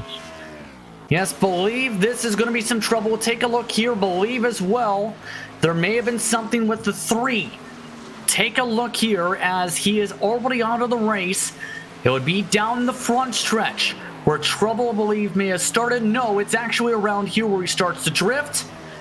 And I think he tried to pull off the track, and that was enough to trigger a caution flag. He may have just been trying to pull down on the apron to stay green and just came to a stop. I think the right front was still on the racing surface, and it was just enough to trigger a caution. That's what it looked like to me. I think that's what happened. Even if you're on the apron, though, that triggers a caution flag regardless, since that is a paid part of the track at Pocono. And he's just parked it and put it on the trailer, so Dennis Moore done for the night after that. There's going to be some upset drivers from that, because this just helped Tidrick, Childress, and Lowther immensely. Everyone likely will have to come down with the older tires. They're likely going to be your leaders now as a result, Greg. That works out perfect for them. Huge benefit there for BJ Tidrick. Looks like Daryl Tidrick, his younger brother, is going to be the lucky dog on this one as well. Leslie, you're standing by on the radio with the car who just brought out the caution by stopping on the track. Yeah, we're going to find out what happened, as it looks like the Cavalry will be coming back down to the pit lane here in just a moment. But real quickly, Dennis Moore in 34, what happened to your car to stall on the back straightaway?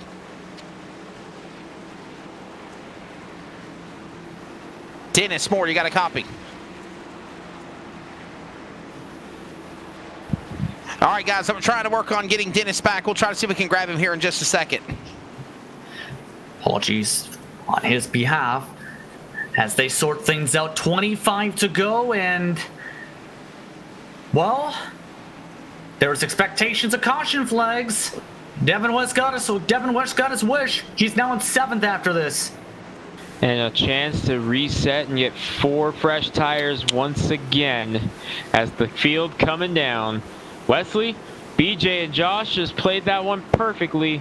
See what happens here. Yeah, the strategy was perfect here. We're going to try to get back a hold of Dennis Moore here in just a moment. But Tidrick and Josh Childress saved by the caution, just like the show Saved by the Bell, if you will, for not being late for school. Josh Marcy and everyone else now coming down to the pit lane. Frazier, so many great contenders. Bruce Lee Weaver, Audenbacher, Corey Walters, cars that have already pitted are into the pits again.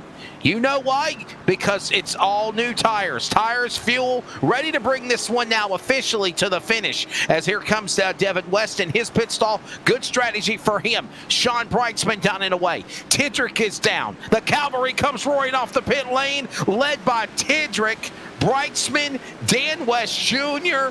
Then you've got Stab now, Devin West, the other car in front of him. I think that's car, the 40, the one of Evans, no, 46 of Wrightsman.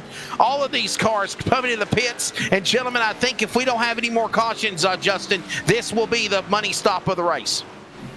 Believe so here. There was 2 gamblers, though. Robert Gambill and James Vining elected to stay out on the racetrack that time by. See how things factor out here as we get ready to go back racing in just a moment.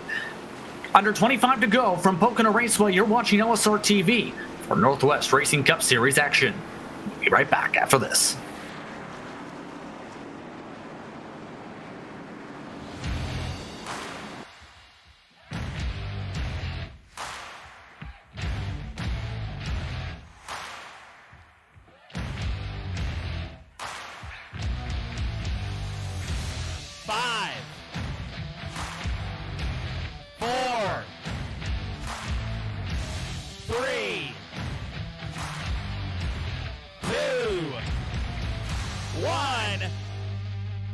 Let's go!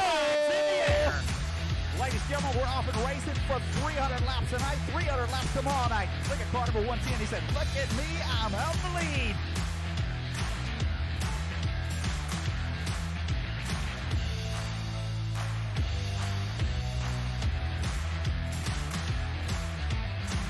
He is right in the middle of the racetrack, ladies and gentlemen, in reverse with cars going.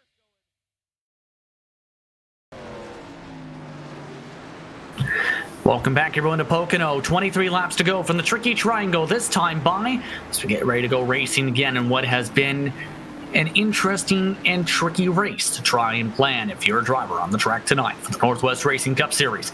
Justin Prince, Greg Rentz, Wesley Owen in the pits, Charles Wooden in the director's seat as we get ready to go back racing. This is going to be a test to see how these drivers on 5-lap-old tires fare on Gambill and Vining. There is an update from the pit lane, though, Wesley, involving that reason for the caution, believe. Yes, I actually just got done having a text chat, if you will, along with Stephen O'Hare with the driver of Dennis Moore. He's having some in-car audio issues right now, so he's unable to communicate. But he did say basically that, he's been fighting an ill-handling race car. Things just did not seem right. He locked up the car, and then he said something just happened where he just couldn't get back going again. So he felt like instead of trying to do a repair and get back out there and race, he would just go ahead and call it a night. So he's very disappointed, but he's ready to see these drivers take this race to the finish. But a tough break for Dennis Moore. He said he will be back in 2 weeks for the trucks when we run the road course at Daytona, October 1st. Thank you, Wesley. And these Cup cars get to go there as well. It was originally Watkins Glen, believe, on the calendar, but these cars ready to hit the gas now. Green flag is out. Good launch from Robert Gambill. Vining caught sleeping, though, as everyone tries to find their way around them. It's a couple lap-old tires in the front, then 4 freshies drove much of the field except for Carl Berg. I think the cat was taking a nap there on James Vining just a little bit too long there as Gambill gets away into number 54. Tidrick up to second already in that number 72. On Remember, the back. Said caution is out. Dan Lowther is in it. Oh no! Such a good run for Lowther. And swag replay coming.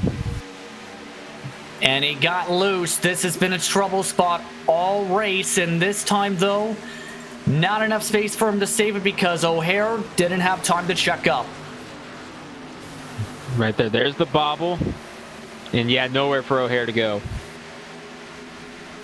A couple other cars also sent spinning here and there, but minimal damage. Lowther getting the much worst end of it. No back TV panel. Now in its Northwest car. In one of his strongest races of the season. Now hampered with some damage as we're back in our yellow. We get back in our green, under 20 to go expected. Still a few pace laps to get there. Wesley, though, was on the radio with the car just involved with the caution flag. A rough break for the 63, Wesley. And a really good run going for him before then for that 63. At one time, he was on the podium in the top 3. Dan Lowther, what's your take on what happened on the restart? I just got a good run going into one and kind of ran in there a little too hot and got a little loose off and couldn't catch the car in time. And then Stephen O'Hare had nowhere to go and kind of got into you and kind of caused you to spin to the infield. Oh, okay. I didn't know what caused me to spin the rest of the way, so there you go. But how damaged is the car? I'm not sure. From my point of view, it doesn't look bad, but I'll find out here in a second when I go into the pits. Hopefully I can save that fast repair that I have. Still got a long way to go, under 20-something laps remaining. That's Dan Lowther. Looks like he's optimistic, gentlemen. He'll be okay, and he'll continue this race once he checks and sees how much damage is on 63. Thank you, Wesley. And I think, again, the one thing he's going to find out when he goes and tries to take a peek in that car, he might have to use it since there's no back end of the race car. It's that, while it may work in some cases, Greg, yes, for some tracks, this is one where you want the TV panel. Absolutely. Now, after such a short run, we'll have to see if anyone has to come down. In fact, as you see, no one behind Dan Lowther for the most part. He and Josh Marcy, the last cars running. He, of course, comes down with O'Hare, Chris White, Chris Torres, Frank Harris, all amongst the respective service. Have to say, though, Robert Gambill taking a massive gamble by staying out on the racetrack. It's working out okay so far. BJ Tidrick already up to second, though, after the gamble. Yeah, I'm curious on BJ Tidrick in the 72. Can he hold off the likes of Brightsman, West, and Stabnow back up there as well? Anderson trying to fight back up there in the 37. Josh Childress back in the top 10. Remember, he was the other driver who was right there with Tidrick on that tire gamble that paid off. He's in 7th right now. So Tidrick and Childress, those are the two you really got to keep your eye on with how this has gone. Robert Gambill up 20 positions from his starting spot, by the way, tonight. So is BJ Tidrick. Wesley, I believe you're on the radio, though.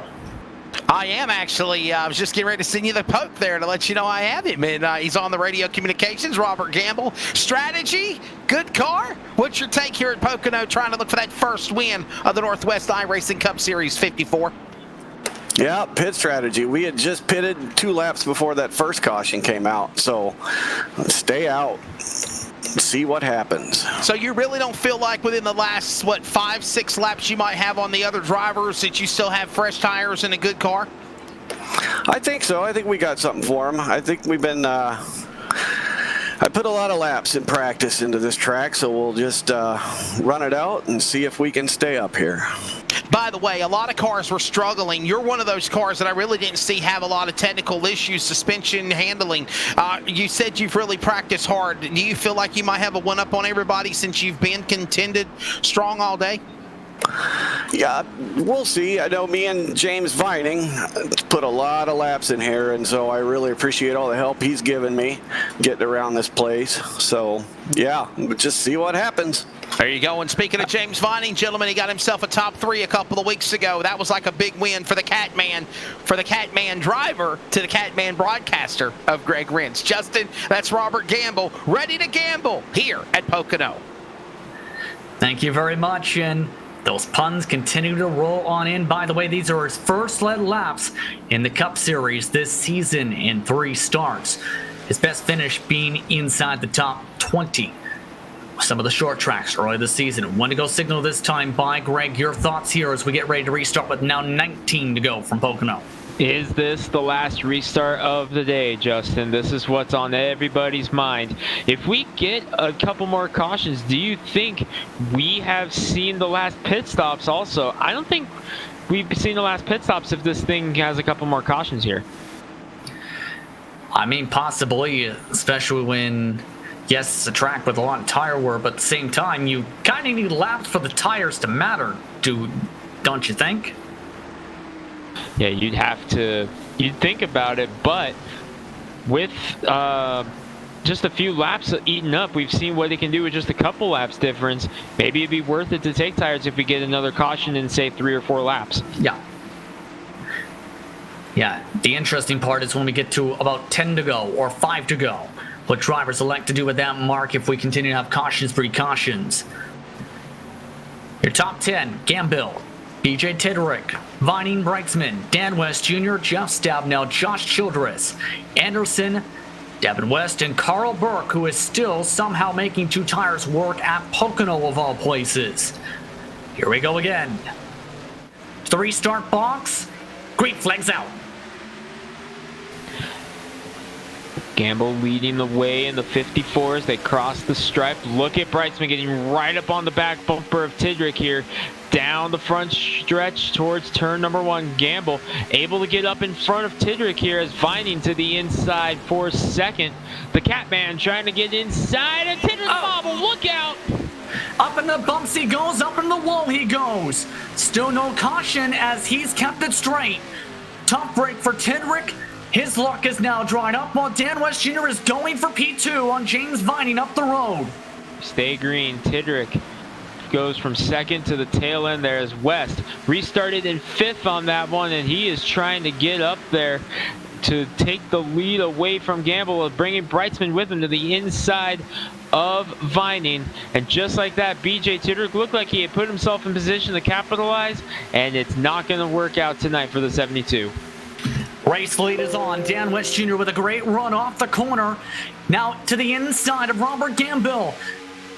Dan West Jr. back up to the point once again, able to make the move, and Sean Brightsman is coming to him and bringing Caden Anderson with him. Used the fast repair earlier, did that number 55, 3-time Cup Series winner, and he is going for the lead, or he's leading the way, going for 2 in a row, 4 on the season for West Jr. if he can. West Jr. with 3 victories, 10 top 5s and 18 top 10s on the season. Although things shuffle out. Some frustrations in the pack should note. James Vining currently fighting a lot with these cars. Devin West, Jeff Stabnow, and the rest of those cars in that pack were held up off the tunnel turn last time. Not lap traffic, but the slower traffic on those older tires right there in the 54 and the 333 as West, Brightsman, and Anderson have pulled away top 3 now. Stabnow and Devin West trying to get up there. Remember, that was your front row on this one, the 5 and the 24. They're trying to get back up there and make some noise in the end of this. Vining trying to let some cars go. None of them could get the run as Devin West back in the line once again. He's trying to communicate on the radio here and there, I believe, about this as he gets loose. Devin West says, it's time for me to make my run to the front. Move Devin West now to the top 5 in the corner. West in the 5 trying to get up there around Vining and Gamble. He's got Vining now going after Gamble, trying to bring Stabnow with him. They're about 9/10 of a second back of P3, so very vital they make this pass in quick if they feel they have a shot for the win. There goes a car though. Caution is on as Seth Frazier hard to the inside. Frazier going around in the number 32 swag replay on screen. Let's take a look as that was one of the more vicious ones of the night. Hard hit for Frazier. See him originally on the high side. You know what I think he tried to do? He tried to come down in front of Stabnow right there. Oh! I think he actually got hooked by Stabnow. Trying to come down there and just 2 cars fighting for the same piece of real estate. So just like that, Seth Frazier, BJ Tidrick among the drivers with demolished cars throughout that run. And now we're back under yellow. 15 to go. Here's another look on board. This is Stabnow. Okay, let's see the 32. Ugh. That's a tough call there. That may be tight because Frazier was bobbling, yes, but Stabnow was also not parallel. So we're again back under yellow as they now try and check up for the pace car this time. Wesley, you're standing by on the radio again with the car just involved with a vicious hit to the inside wall into turn 1. Yeah, Seth Frazier in 32. Seth, what's your take of what happened and how badly damaged is your car, bud? I got a fast repair, so I'm not too worried about it. Stabnow was just running me really tight and got caught up there. I'm not sure what. You guys are running really, really hard. Do you think we're going to continue to see this string of cautions with the race beginning to get so intensity at the end? I imagine. All right, he's got that fast repair, though, guys. I definitely haven't heard a dejected Seth Frazier like that in a very, very long time. Definitely, you can tell he's a little bit upset about what happened. And he asked me, he said, Wesley, you're calling the race. I said, well, I'm on the pit road. He's like, well, what did they say? So, well, it looks like you came down and got hooked by the 24. He said, yeah, I kind of think the same thing, but the replay shows it, and then we'll see what he can do. He's got that fast repair, and they're coming to the pit. Except for Breitzman. Breitzman turned and bobbed and weaved 1 second before having to go to the commitment line. While that goes on, also, James Vining will stay out on the racetrack, the Catman in the 333. But behind that is Dan West Jr., Mr. Gamble, Anderson, Devin West, Stabnow, all of these drivers, Bruce Lee Weaver, coming down to the pits, gentlemen. This could be the money stop. We're under 15 laps to go at Pocono. So the strategy gamble's coming out. The question is going to be who will be the first man out of the pit lane. Believe some of the cars taking 2 tires. Caden Anderson did. He's the first off the lane. And again, not a call you expect to see or usually works at Pocono. Are you at all surprised at who it was who made the call, Justin? We talked about it. We thought tonight was the night that we weren't going to see a Breitzman gamble. We were wrong. Hey, the gamble paid off, though, for Robert Gamble. He gained a few spots more than he was before. The downside is it's 11th because not just Breitzman stayed out, not just Vining, but Daryl Tidrick, Ricky Bozier, Stephen O'Hare, Dan Lowther all decided, you know what? Let's stay out this time by.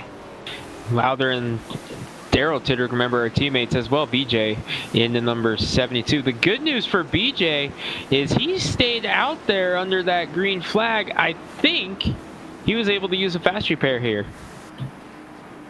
2 tires were taken by 2 cars. Childress and Anderson. Wesley's on the radio with one of those drivers. Yeah, Caden Anderson, what a strategy to go for 2 tires. What's your take on that? I feel like we didn't get enough laps in there to wear our left sides out, but my right sides had a little wear on them, so I think 2 tires was the best call there, so we didn't lose too much positions and stay up towards the front. We were talking about the fact that you're out of the run for the playoffs, or run for a championship, but you're really just running for race wins now. Do you feel like your car has a chance to get that second win of the season since Vegas tonight at Pocono? I do. I feel like we've been really strong all night. Some of these cautions haven't helped us here, but I think we have a shot here. All right, there's Caden Anderson again, a 2-tire stop. We'll see if that strategy works for car number 37 down the run here at Pocono. Want to go this time by, thank you, as you see him already trying to warm up the tires a touch. Now, the top 10 to reset for this restart, coming to 12 to go. Breitzman, Vining, Tidrick, Bozier, O'Hare, Lowther, then Anderson, the car you're on board with, along with Childress. Everyone else behind took 4 tires. The West family racing cars of Dan West Jr. and Devin West. Then Stabnow and Gamble just outside the top 10 as well to keep an eye on. So it kind of worked the last run, but I don't know if it's going to work again because there's drivers who stayed out are on 12 to 17-ish lap old tires, including the caution laps. Yeah, we have a mixed bag of strategy here. I like the 2-tire stop here, Justin. I think the 2-tire stop would have been the way to go. Like Caden said, you didn't get enough laps on to really wear out those left sides, but I think staying out was a little bit too risky of a move here for my taste. Yeah, maybe, just maybe, this could work out. The reason I see maybe is, you mentioned the legacy track at Pocono. Tried that once myself on the old downforce. Guess who spun out within 1 lap on the 2 tires after a 3-lap difference? You can understand why. These drivers ready to roll and see if they can make it work though in high downforce. Pace car off, green flag is out. Breitzman gonna lead them away in the number 46. He's on those old tires though, as they begin jockeying for position. 12 laps to go here at the restart. Down in the turn 1, it's Breitzman who leads the series and wins. 1 here on Thursday, but he's got his work cut out for him for this one. Anderson trying to roll on the bottom side on those 2 tires, making them stick. Dan West Jr. following suit. Bruce Lee Weaver around. we got more crash. Hard Look hit. at Chris White. Yes. No caution, though, as Bruce Lee Weaver is now out of the race. I am amazed we did not get a caution there. Who else is that? That's Seth Frazier? Yes, it is. Frazier, the 32, another incident. How? How did we not get a caution there? Not quite sure, believe Chris White. Chris Torres may have been also in it. They've now dropped 2+ seconds, make it 3 seconds. 2-3 wide, though, 11 to go with so many strategies to keep an eye on. Brightsman, though, with a big buffer on the drivers on newer tires. Anderson, 1.3 seconds back. Dan West Jr., 1.7. James Viney in second. Remember, Justin, we talked about it. He practiced all week at this track trying to set it up, the Catman. The problem is they changed the weather on him. The weather changed from what Viney was practicing on, but all those laps in that 333 car seem to be paying off here as he's in second right now on the strategy gamble, holding steady right now. He is still owed one after what happened at Kentucky as he's having a nice run here, but Anderson is coming to the inside of Daryl Tidrick now. That's for the battle for third, right on behind as Anderson's got the spot. Carl Burke now upset on the radio with the 53 machine as he got passed by a couple cars in the mix of that Hornet's Nest. The Hornet's Nest starting to thin out up at the front, though, with Anderson still the fastest car on the track last time by. Anderson still looking for that second win of the season, fighting with Daryl Tidrick right now. The 45 is trying to steal a top 5 here, away from this one on the tire call. Dan West Jr. closing in as well. Anderson on 2 tires. Believe West is on 4 tires, correct, if I recall? Yes, indeed. Dan West Jr., the first driver on 4 tires. Anderson, the first on 2 tires. Still, though, they're closing in quickly. It's down to 7/10 for the lead. 10 to go. Devin with a bobble in the 5. A big bobble there off of turn number 1, trying to get away from Bozer. Here he comes. Excuse me, that was turn number 2 rather, as they're in turn number 3 now. Dan West Jr. to the inside of Daryl Tidrick right now for the 4th spot as Anderson tries to reel in Vining and Brightsman. Anderson's running out of time, not so much to reel him in, and he's got plenty of time for that. The problem is Dan West Jr. is closing in quickly also. 9 to go, now coming to 8 this time by.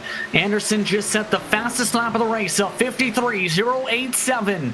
Remember, that was the ballpark in qualifying for some of the drivers with the flats. Now, flat out into turn 2 of the tunnel turn to take second. Nice move to get around Vining there on the inside. Has his sights set on Sean Brightsman. Anderson said on Thursday, he was watching with us on LSR TV, and he said on Thursday, if the race went caution, he thought Brightsman was going to win it. He was right. Now he's got a chance to try to beat Brightsman at his own game here on the late race restart. Bit loose there, and that's one of the gambles now with the 2 tires. Can he make sure that car sticks? With Dan West Jr. coming and quick. Dan West Jr. was the quickest car last time by, but he's being more tactical, it looks like. Waiting for this right moments. There's that moment right there, forcing Vining the mistake off the corner. And that's the slide up in turn 1. Gonna get that run down the short stretch towards turn number 2. Gets the spot. Dan West Jr. the 3rd. Caden Anderson trying to reel in Brightsman. Can Brightsman hold on? He's doing a nice job holding steady right now in the 46. Does he have enough juice left in those tires on the LSR TV Toyota? He ran a 53.8 last time. It's 0.4 of a second a gap. West Jr. is now within 0.6. 7 to go this time by from the Pocono Hills. It's between these 3 if it continues to stay green. Vining dropping back with Devin West still about nearly a full second behind all this. All while they all still shuffle 2-3 wide in the backdrop. Here comes West, closing in on Anderson. Remember, West got the win away from Anderson at Wilkesboro. You see Devin moving around, Vining for 4th position. Does Devin have enough time to get up there? Remember, he was trouble. Daryl Tidrick. The 45 in trouble down the straight. We stay green again. No spin. No and yellow. Now, no yellow indeed, Greg. 6 to go this time, pardon. 6 to go. Anderson trying to reel in Brightsman, and he's got a hungry hound behind him. Anderson wants redemption against West. Finished second to him last week at Wilkesboro. Anderson trying to return the favor here tonight. A big run through turn 3 on Brightsman. They cross the stripe, 6 to go. There is the possibility of traffic. Chris White is up in the distance after that caution that did not lead to a yellow. That incident, I should rather say. But now with 6 to go. Dan West Jr. bobbling. Anderson now leaning on the tire. All while Sean Brightsman trying to hold on still. It was a 2/10 gain gap last time. It's all between these cars to decide, and Chris White is now only 10 car lengths minus up the track. One car up the track, Vining. James Vining, a little bit of trouble. We stay green still. Lap traffic moves out of the way of the race leaders. That's Chris White staying on the bottom side. But this is the best shot now for Anderson to get a run. Dan West Jr. with an awesome run. Nearly scrapes the wall. No, he didn't. 5 to go. 5 to go. He's got the run on Caden. This is going to allow Devin to close in as well on the 5. Brightsman shuts the door on Anderson. Side by side for second. 4 tires better than 2. West Jr. though clipped a bit of the apron. Can Anderson get the move back? Couldn't get it to stick though, Greg. Gonna fall in line and try to set up a move perhaps into turn 2 here by Anderson, hoping something happens with Brightsman and West. West hard on the gas, trying to make it work again. On board with Caden. He's got the best view of this battle. He's got to move on West for second. Caden trying to get the spot back. Gets the move on West for second. Trying to get Brightsman down the back or front stretch to go. 4 to go at the line. West holding on as you see him creeping back ahead. But Anderson giving it all he's got right now. Trying to size him up towards turn 1. Again, West Jr. trying to poke down low. Huge checkup, nearly hit the back end of the LSR TV machine. That could have been disastrous and just checked him up and Anderson. Is Anderson back for second again? Anderson's going to use that checkup to his advantage here as he tries to get the move on West on the inside. Devin has caught the battle as well. We have a 4-car battle for the race win here. West, Devin, that is, he's still looking for his first ever Cup win. He has caught the battle as well. This one ain't over. And this is all helping Brightsman now build a buffer again. 3 to go this time. All these cars are loose in this group. It's back up to 4/10 once again with Dan West Jr. getting the toe and the momentum down the straight. If this works out for Sean Brightsman, I'm booking a flight with him and we're going to Vegas immediately. This is going to be unbelievable if Brightsman can once again pull this off. Brightsman looking for his 7th win of the season. Dan West Jr. looking to add to his totals once more to get up to 4. Devin West looking for his first. Anderson for his second. Just blinked. Sean Brightsman just blinked. Internet issues for the 46 for a split second there. Still okay though. It's down to 2/10 again with the big shot from the back bumper. Remember, West had to use the fast repair earlier after getting caught up in that incident a little bit before halfway. Has fought his way back up into second with a shot at the win here, but Anderson not letting it get away. Devin losing touch with this field. Looks like it's going to be a 3-car battle. I don't think Devin has enough time to get back up there. He's now back behind that by about 4/10. Here comes Dan again. He's tried the bottom a couple times. This time, can he make it stick? To the bumps goes Brightsman. To the lead goes Dan West Jr. Coming with him is Anderson. Can Anderson, though, make it stick off the corner to complete the pass? No. And Devin able to close back in. Maybe Devin not done one final shot, but Dan West Jr., he's looking for 2 in a row and win number 4 on the season as Brightsman and Anderson have the little side draft there. They split up. Anderson gets clear of Brightsman. The bumper now about 3/10 of a second. Looking for the white flag this time by, if they get it, the race is official. And Anderson trying hard, nearly smacks the wall. White flag up in the hands of the flagman. Final lap from Pocono. Anderson's going to have to be perfect on this lap to try to get up there on older tires. Only 1 shot to go. Swag 1 to go here. Needs to close 4/10 in the span of a lap. Is that possible? For the number 37. I think Dan's got it here. I think Anderson needed to close in there off of turn number 1. I don't think he's got enough time now. I think Dan's got it if this thing goes clean the rest of the way. Still holding on to the clean air. Anderson hard on the gas again, closed up a 10th. Gonna come down to one massive send if Anderson can get there. Final set of corner. There's the send, but I don't think he's got enough time. No, he does not, as Anderson nearly spins it. Checker flag waves. Dan West Jr. does it again. He wins at Pocono. 4th on the season, 2 in a row for Dan West Jr. Crash at the finish line behind him. I believe it's Devin West in the 5. Hard hit to the inside, but still P4 for him. But what a finish to this one. This race had so many different players and so many good fights for the race lead. What a race. And what a drive for some of these competitors. And what a job by Brightsman to make the staying out strategy work. I'm still taking him to Vegas. So 3rd place on those old tires with all those drivers behind him on freshies. Sean Brightsman's got something here when it comes to gambling. Sean, we're going to Vegas. Dan West Jr. going the full way around on this racetrack. There's been a reason he's been one of the top drivers all season in terms of points. One of the most consistent drivers, one of the strongest drivers when it comes to the 1.5 miles and the intermediates.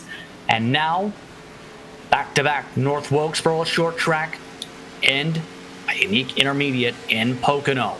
It's the 55 who gets to celebrate another victory. It's his 19th top 10 of the season 2. And as Dan Lowther swings and misses on the celebration, let's take a look at your unofficial race results before the others get their shot to try and send that car into the sky. Oh, too late. Either way, Dan West Jr. with the victory by 3/10. That's over Caden Anderson and Sean Brightsman. Devin West crashes at the stripe, still finishes in 4th. Quietly, Jeff Stabno and all the craziness got up to 5th, with Annenbacher, Childress, Burke, Vining, and O'Hare rounding out your top 10 tonight, Greg. Quiet night for Corey Walters. I don't think we mentioned him one time throughout the course of the night. He comes home 11th. Robert Gamble comes home 12th in the number 54 after the gamble. Ricky Bozer 13th, Frank Harris 14th. Dan Lowther recovers for 15th as the Demo Derby goes wild on the long front stretch. Josh Marcy 16th. Had some speed in the 35 car. Unfortunately, it just didn't work out for him. BJ Tidrick, this is going to be one that got away from him in the 72. Such a heartbreaker for him. 17th after having a shot leading laps. Chris Torres 18th. Daryl Tidrick, final car on the lead lap in 19th. Nice recovery for him as well, all things considered. He was a lap down early after a couple swipes earlier. Decided to go for the gamble late. He comes home 19th. Final car on the lead lap. 1 lap down was Chris White in the 83. He was involved in an incident that didn't bring out a caution flag that involved several others. The cars who do not finish, though, Seth Frazier, Bruce Wee Weaver, a big hit for the points. Needed a strong run tonight. Toby Riders finishes off in 23rd. Dennis Moore, Dan Stuzzi, Eric Cheney, Roy Grande, all do not finish. Ray Fournier, yet again, DNSs for yet another race in a row have lost track at this point for the 26, who is scheduled to start 26 on the grid. That's a look top to bottom at your race results tonight after what was an entertaining race from Pocono. Different strategy calls, different leaders, and in the end, Dan West Jr. makes it back-to-back. Post-race coverage coming up in just a moment. You're watching LSR TV, your home for sim racing.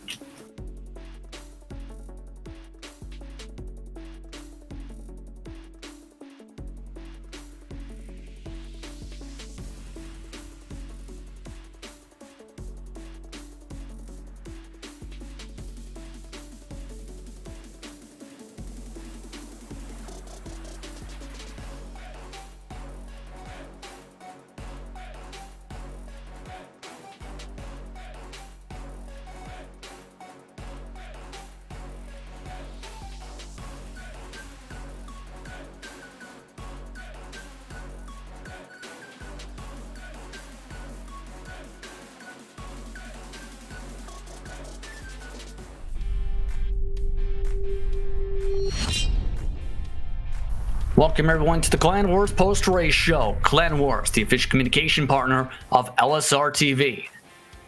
It was an entertaining race tonight for the Northwest Racing Cup Series. Justin Prince, Greg Rentz, Wesley Gatling with you as it's time for your post-race coverage after an eventful 80-lap race in the Pocono Hills.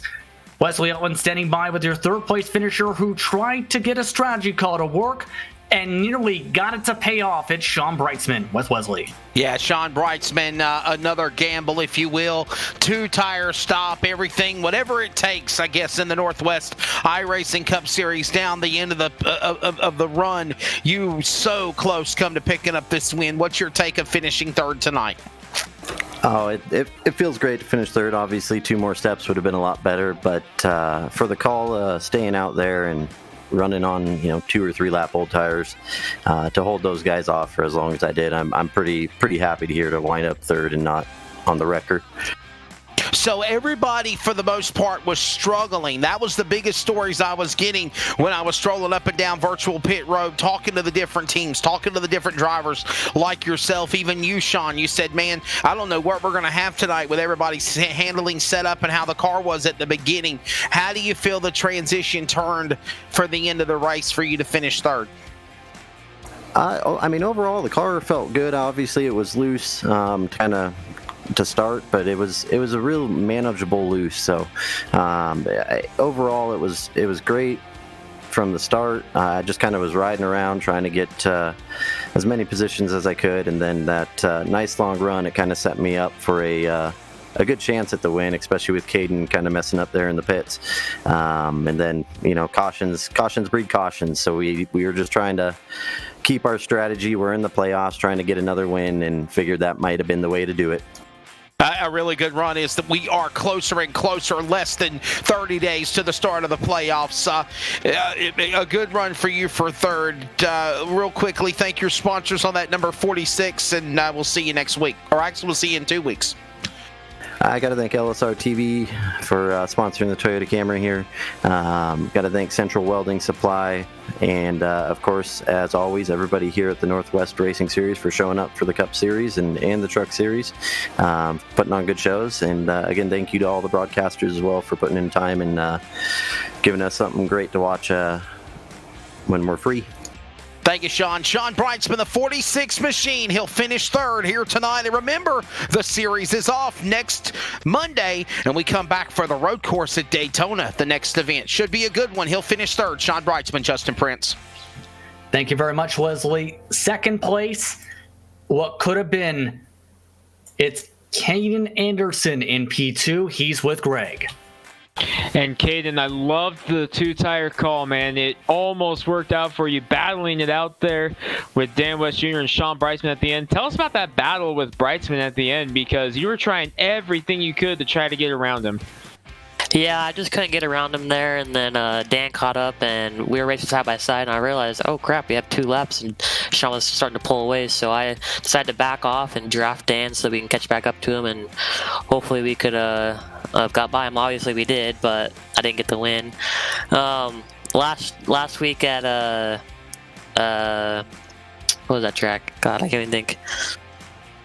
North Wilkesboro. North Wilkesboro. I took 4 tires and ended up finishing second and lost to his 2-tire stop. So I was like, well, I'm gonna try 2-tire stop this time, and lost to a 4-tire stop. So I don't know.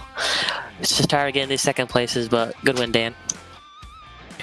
Well, Caden, let's talk a little bit about the transition from North Wilkesboro, a short track, which you call your best track, to Pocono, which is a very, very tricky track. Races entirely different. And here it was, coming down to the same 2 drivers, Dan West Jr. and Caden Anderson, for that victory there, with Sean Breitzman sprinkled in as well, Thursday night's winner. Tell us about how difficult it is to go from the short track mindset to the big, tricky triangle here at Pocono. I think the biggest thing is the patience goes out the window. When at a short track, you can be patient and make your moves and miss wrecks and everything like that. Where here, it's all about being up front and having track position. I think that's key. So I think with Dan being a good driver and Sean being a good driver, obviously it shows and reflects on the finishes. Caden, it was definitely a wild one here for you at this one, but we have an entirely different form of racing coming up next week. Are you excited for next week? I am. All right, well, Caden, who you want to thank on your sponsors? I want to thank Harvest Chevrolet, and then I want to thank LSR TV for putting this on. Second place, Caden Anderson. Still searching for that second win, but man, with the speed he's gotten, and it's coming at some point this season. Congratulations, Caden. Thank you. And I believe Justin Prince has made it down to victory lane second week in a row and fourth time this season. Dan West Jr. getting it done. Yes, indeed, and it was not an easy one tonight. You were involved in some trouble as you came up to the field, did it again, then had to do it again through drivers with 2 tires and no tire stops. How does it feel to be the man who conquers Pocono by the end of this night? That feels pretty good. That was pretty good racing towards the end there, so that makes it a lot of fun. Like Caden was saying, I kind of lost track of the laps myself because we were, pretty intense battle there, and realized we had 2 to go, so it was go time. So that's why I kind of put Sean in a pickle there, getting into 1. I feel like I kind of dive bombed him a little bit, and didn't normally want to do that, but like him and I talked, it was go time, and I had Caden all over me. So congrats to Sean and Caden for the top 3. It was a good run, and thank you, Caden, for giving me the room on the outside there. Talk about the challenges of trying to work your way through the field, because this is normally not a good track to be at the back of the field with, because it can be so tough to pass with the dirty air especially. You actually made some really high quality passes and slowly, methodically made your way back up to the lead pack after 15 laps after a crash out of turn 1. Yeah, I was just listening to Caden talk about how you couldn't have the patience, but I felt like that's what was working for me being at the back of the pack, is I just had to be patient and let people use their tires up and then save my stuff and just kind of methodically get up through it, like you're saying, because 80 laps is a long ways around this track. So I wasn't too stressed about it, and I felt like I got back up in the top 10 pretty good, pretty clean, pretty fast. But then unfortunately we had a car that got loose and a racing deal, and we had to start over. Week off coming up, but the next race is going to be a wild one, not just because it's a road course, but it's the Daytona road course, the one used by the Cup Series earlier this summer. What are your thoughts on that racetrack, especially with that last corner chicane being placed in essentially for that track? That will be really interesting. I'm excited. I think it'll be fun. It'll definitely test your patience. Any road course does. But that last chicane, I had a chance to practice the truck the other night, and it's amazing how slow you go through there, right? And so that will be interesting to see how patient, how much room people give each other getting through there. So I'm hoping they do. I think it could be a fun race for all of us, and I'm looking forward to it. Anyone you want to thank for your strong run tonight? Effective Web Solutions. I'd like to thank Jeff Stabnow. He comes out each practice, and him and I get to run together, and it teaches me some different lines and learn the car a little bit, learn the truck a little bit. So I'd like to thank my team, John, Sean, and Jeff, and Devin, and again, congrats to the top 10, man. I mean, you look at these guys in this list, and as you guys watch the race, who knows who could have won this race. Pretty awesome group of drivers, and look forward to the next time. Thank you very much for the time. Congratulations on the second straight victory and your 4th of the year. Thank you. Stan West Jr. with the victory tonight, just 5 laps led, mind you, but had some of the quickest laps on average throughout the evening. I'd like to thank him, Caden Anderson, and Sean Brightsman for joining us for post-race coverage during the Clan Wars post-race show. Now, first things first, Leslie, your final thoughts on this race tonight, a wild one from Pocono where, as Dan West Jr. said, it could have went any direction who would have won this race. Hey, this race had it any and everything. It had it all, from the struggles to the handling issues, from the drop of the green to the rapid green flag run to the green flag pit stops to the scenario of 4 tires, 2 tires, no tires, to the crazy finish here at the end. Phenomenal job by the drivers, as always, of the Northwest iRacing Cup Series. They take off next Monday. Then it's off to the road course at Daytona. And then again, remember, the trucks are also taking off this upcoming Thursday. Fun road course racing. It should be an exciting wild wild card as we move into the playoffs. And remember, LSR TV has got coverage throughout the week, Justin, leading up to the Martinsville E300 for the swag NASCAR late model stock event on Sunday. You better get signed up for that. A lot of great racing continues here as we go into October. And a lot of hype about that event. And Greg, you allude to some of the upcoming races, including that off week. Talk us about some of those races coming up. I believe next up here on LSR TV, is the debut of the new LSR TV Short Track Challenge Series with the Cup cars coming up. A lot of different short tracks with Cup cars coming up. I believe that debuts tomorrow. We've got the Butt Kicker 200 for the Swag Outlaw Super Late Model Series. Off day on Thursday for the Northwest Series, and it's all leading up again to that big one on Sunday night. The big late model race, paying $1,000 to win at Martinsville, moving into next week. So a big week here on LSR TV. And make sure you check us out on YouTube for a full schedule coming up here, including the new series that we covered earlier tonight, the No Limits Racing Pro Series. But man, oh man, this is just one of many series we've had, and what a great race here tonight. Again, congratulations to Dan West Jr., his 4th win of the season, back-to-back. Awesome job by everyone involved. Hey, Greg and Justin, also don't forget about the new Pocono setups Friday night series and on Thursday night, because the Northwest Truck Series is off. It is the AMA Next Gen Challenge Series All-Star Showdown. I talked with Tyler Hilton early. They got an incredible format, a lot of great races, like I said, on LSR TV this week. You got to check it out. Absolutely. Thank you very much, guys, once again. But thank you, as the viewers, for tuning in for what was an exciting race tonight here at Pocono. I'd like to thank as well our drivers, Dan West Jr., Katie Anderson, and Sean Brightsman, for taking the time to speak with us once again during post-race coverage. But it's time to say goodbye for the time being.